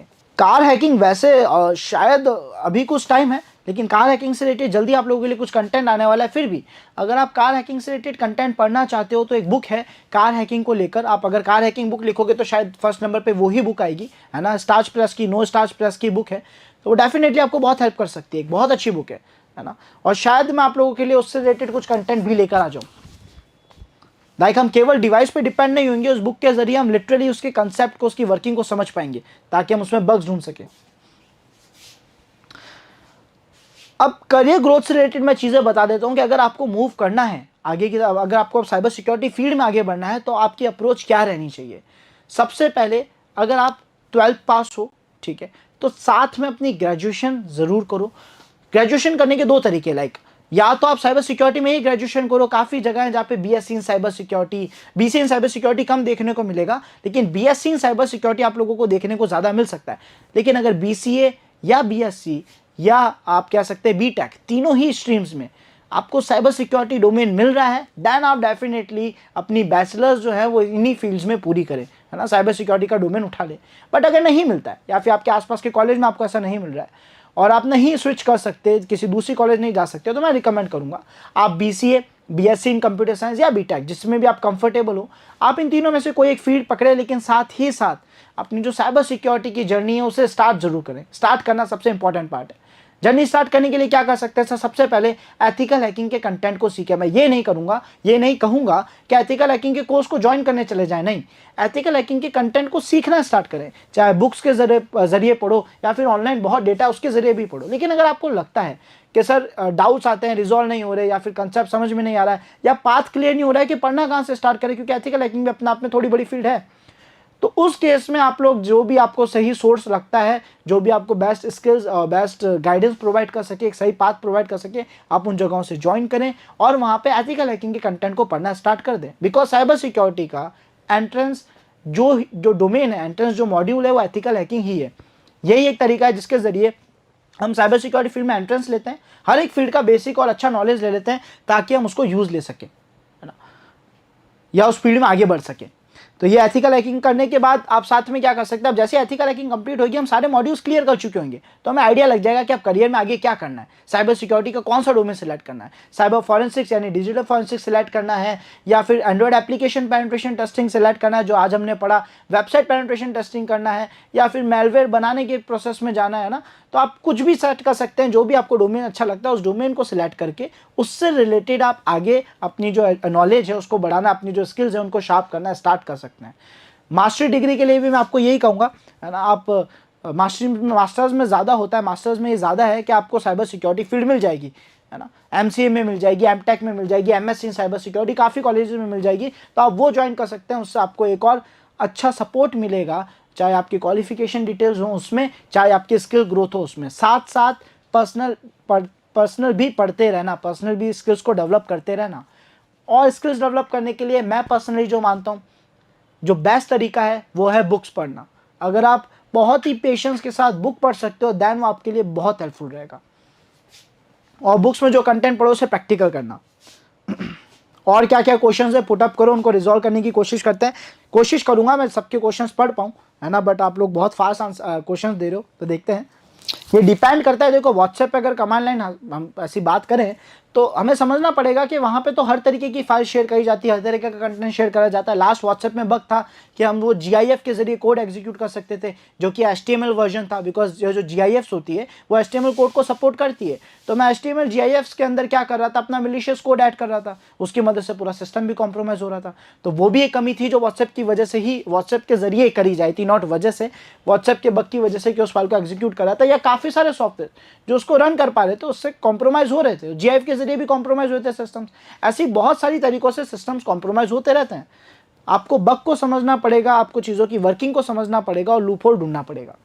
देखो, कॉम्प्रोमाइजिंग सोशल मीडिया अकाउंट कभी भी एथिकल हैकिंग का हिस्सा नहीं रहा है ना। और मैं सभी को लिटरली सजेस्ट करूँगा कि आप लोग अपना एफर्ट तो डाल रहे हो, एटलीस्ट ये वीडियो देखने के लिए भी जो आपने भी 1-2 घंटे अपने इन्वेस्ट करें हैं, आप लोग इस फील्ड में अपना एफर्ट तो डाल रहे हो, तो थोड़ा सा अगर उसे राइट डायरेक्शन दो तो कितना सपोर्ट रहेगा, लाइक आपका करियर कितना जल्दी ग्रो करेगा। लेकिन अगर यही डायरेक्शन हल्का सा भी बिगड़ा, चाहे फन एक्टिविटीज़ के लिए, चाहे किसी भी ऐसी एक्टिविटीज़ के लिए, तो वो हमारे लिए एक प्रॉब्लम हो सकती है ना।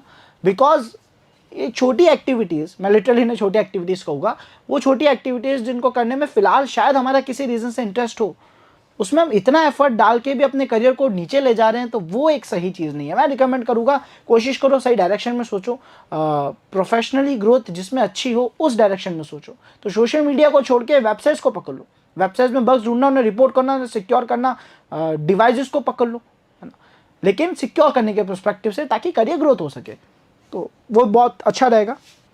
उसके लिए आपको है ना GPU, अगर ये आपके हैशकैट में डिटेक्ट नहीं हो रहा है तो आई थिंक आपको आपके ग्राफिक्स जो ड्राइवर होते हैं, अगर आपके NVIDIA का ग्राफिक्स जो भी यूज़ हो रहा है, तो इसका एक टूल है, मैं अभी प्रॉपर रिकॉल नहीं कर पा रहा हूँ, लेकिन NVIDIA का एक ड्राइवर है जो हर तरीके के ग्राफिक सपोर्ट को अलाउ कर देता है सभी टूल्स के लिए, है ना। ओपन ग्राफिक्स कुछ ऐसा ही होगा, एक बार सर्च करना, हल्का सा सर्च करोगे मिल जाएगा। NVIDIA का ड्राइवर हमारे ग्राफिक कार्ड का ड्राइवर है जो मल्टीपल सॉफ्टवेयर्स को ग्राफिक्स यूज लेने का परमिशन देता है, उसकी मदद से आपका काम हो जाएगा। एक और चीज़ मैं क्लियर कर दूं, अगर आप 12th पास भी हो और आपने सर्टिफिकेशंस कर रखे हैं एथिकल हैकिंग से रिलेटेड, साइबर सिक्योरिटी से रिलेटेड, और आपकी स्किल शार्प है, देन आपको जॉब्स मिल सकती है, और मिली भी है बहुत लोगों को।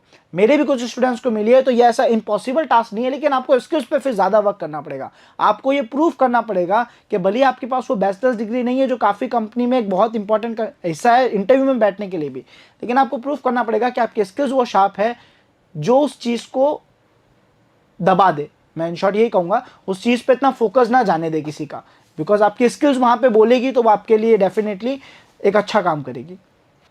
Love you too and thank you Ankit Shukla. I hope I pronounce your name well. CCTV hacking में देखो, लास्ट अगर मैं आपको बताऊँ, अगर आप मेरा स्टेप जो है ना कॉपी ना करो, like as it is follow ना करो, तो आप ध्यान से समझोगे तो CCTV हैकिंग करने के लिए मैंने पहले बैठ के स्टडी करा, है ना, उसके कंसेप्ट को समझा, वर्किंग को समझा, जो प्रोटोकॉल्स यूज हो रहे हैं उनको समझा, उन प्रोटोकॉल्स की वल्नरेबिलिटीज ढूंढी, फिर उसे कॉम्प्रोमाइज़ करा। बिकॉज अगर आप कहीं भी देखोगे तो CCTV कॉम्प्रोमाइज़ के कितना भी कंटेंट हो, कितने भी वीडियोज़ हो, वो उस पार्ट को नहीं समझा रहे। तो असल में देखा जाए तो बस आप लोगों के फॉर्मेट्स को समझो। मेरा फॉर्मेट वहाँ क्या था कि मैंने सबसे पहले CCTV के हर एक एंटिटी को समझा जो वहाँ पे काम आ रही है। CCTV को काम करने के लिए जो जो चीज़ें यूज़ होती है उन सबको समझा, उन सबकी एक लिस्ट बनाई कि कैसे काम कर रहे हैं, फिर उनके अंदर क्या कमियां उनको समझा, उसके बाद उन पर अटैक्स ट्राई करें। तो पहले तो CCTV की वर्किंग समझना बहुत ज़रूरी है। CCTV में यूज़ होने वाले सभी प्रोटोकॉल, सभी पोर्ट्स, सभी डिवाइसेस, नेटवर्क में वो क्या क्या काम करती है, किस पैकेट को भेजती है, ये सब समझोगे तो बहुत जल्दी आप किसी भी CCTV को कॉम्प्रोमाइज़ कर पाओगे, है ना, उसमें कमियां ढूंढ पाओगे। फ़ोन से हैकिंग स्टार्ट करनी है तो आप टर्मिक्स इंस्टॉल करो, उससे बेसिक चीज़ें अप्लाई करो, उसके बाद नेट हंटर इंस्टॉल कर दो, जिसके लिए रूट होना भी ज़रूरी नहीं है, VNC के जरिए विजिबल होगा। अब क्योंकि नेट हंटर हो जाएगा तो आप काली ऑपरेट कर सकते हो, काली के जरिए फिर आप धीरे धीरे हैकिंग की बेसिक एक्टिविटीज स्टार्ट कर सकते हो। देखो, आज तक मैंने अपने पूरे करियर में अभी तक जो 6+ ईयर्स बिताए हैं इस साइबर सिक्योरिटी फील्ड में, स्टार्टिंग में सर्विसेज और उसके बाद अब ट्रेनिंग डोमेन्स में, जिसमें नो डाउट मज़ा आ रहा है, मैंने आज तक कोई भी ऐसी वेबसाइट, कोई भी ऐसा सॉफ्टवेयर, कोई भी ऐसा ऑपरेटिंग सिस्टम नहीं देखा जो वल्नरेबल नहीं है, जो कॉम्प्रोमाइज़ नहीं होता, जो हैक नहीं होता। बस डिपेंड करता है कि इसको हैक करने में कितना टाइम जाएगा, है ना। तो अगर हार्डवेयर की बात करें, ऑपरेटिंग सिस्टम्स की बात करें, सॉफ्टवेयर्स की बात करें, वेबसाइट्स की बात करें, किसी भी चीज़ में हर चीज़ कॉम्प्रोमाइज़ होती है और इसीलिए तो उनके नए वर्जन्स आते हैं। क्या कोई ऐसा ऑपरेटिंग सिस्टम आपने देखा है जिसके नए वर्जन्स नहीं आते हो? क्या कोई भी ऐसा ऑपरेटिंग सिस्टम देखा है जिसके वर्जन्स ही नहीं आ रहे हैं? कोई भी ऐसा सॉफ्टवेयर देखा, कोई ऐसी वेबसाइट देखी है जो अपडेट ना हो रही हो? नहीं ना, बिकॉज सर अपडेट होंगे, उनमें कमियां हैं। बस अच्छी बात यह है कि वो अपनी कमियों को जल्दी रिजॉल्व करते हैं। वो कमियों को रिपोर्ट करने के चक्कर में इतना अच्छा रिवॉर्ड देते हैं कि लोग गलत डायरेक्शन में जाने का सोचता ही नहीं है। ओके, अच्छा, सब लोग मुझे कंफर्म करो, क्या आप सब ने आज का सेशन, मज़ा आया आपको आज के सेशन में? इन शॉर्ट एंजॉय करा आज का सेशन आप सभी ने? चलो ग्रेट ग्रेट ग्रेट ग्रेट, बहुत बढ़िया। I will try my best कि आप लोगों के लिए जितना भी ज़्यादा कंटेंट क्वालिटी का हो सकता है लेके आया जा सके। हाँ, बट यूट्यूब पे आपको पता है थोड़ा ध्यान रखना पड़ता है गाइडलाइंस का, वरना पता पड़ा स्ट्राइक आई और आप लोगों को अगले दिन चैनल नहीं दिखा। हम नहीं चाहेंगे और शायद आप भी नहीं चाहोगे कि ऐसा हो, है ना। जितनी ज़्यादा इन्फॉर्मेशन सही तरीके से शेयर कर सकते हैं हम डेफिनेटली शेयर करेंगे और कोशिश करते रहेंगे कि ज़्यादा से ज़्यादा कंटेंट आप लोगों के लिए लेके आते रहें। चलो ग्रेट। अच्छा, जाते जाते मुझे कंफर्म करो, क्या सब लोगों ने जो हमारा बेल आइकन था उसको प्रेस कर दिया है और सब्सक्राइब बटन को भी? ये वैसे आप लोगों की तरफ से एक मोटिवेशन, अगर नहीं भी करा ना तो इट्स फाइन, है ना, बिकॉज ये मोटिवेट करता है और कोशिश करता है कि और ज़्यादा कंटेंट लेके आया जाए, है ना। और आई थिंक वो आप लोगों के मैसेजेस के ज़रिए मेरे को वैसे भी मिल ही रहा है। Great. So okay everyone, I hope you all enjoy today's session and मिलते हैं नेक्स्ट कुछ और सेशंस में। जल्द ही आप लोगों के लिए कुछ बहुत ही इंटरेस्टिंग चीज़ लेके आने वाले हैं, उसका अनाउंसमेंट आपको कुछ ही दिनों में मिल जाएगा। सो आई होप आपको वो भी पसंद आएगा। वो क्या है अभी रिवील नहीं करूँगा, जल्दी मिलेगा। लेकिन तब तक के लिए अगर आपको वो चीज़ चाहिए तो आपको एक छोटा सा काम करना है, वो ये है कि इस वीडियो को सब लोग लाइक ज़रूर कर देना। ये जो लाइव चल रहा है, जितने भी लोग अभी एक्टिव है वो लाइक कर दो और उसके अलावा इसको शेयर कर दो अपने सभी फ्रेंड्स को जिनको ये हेल्प कर सके किसी भी तरीके से, ठीक है। So thank you everyone, see you in next classes or next videos, future security hackers, cyber security experts. Thank you.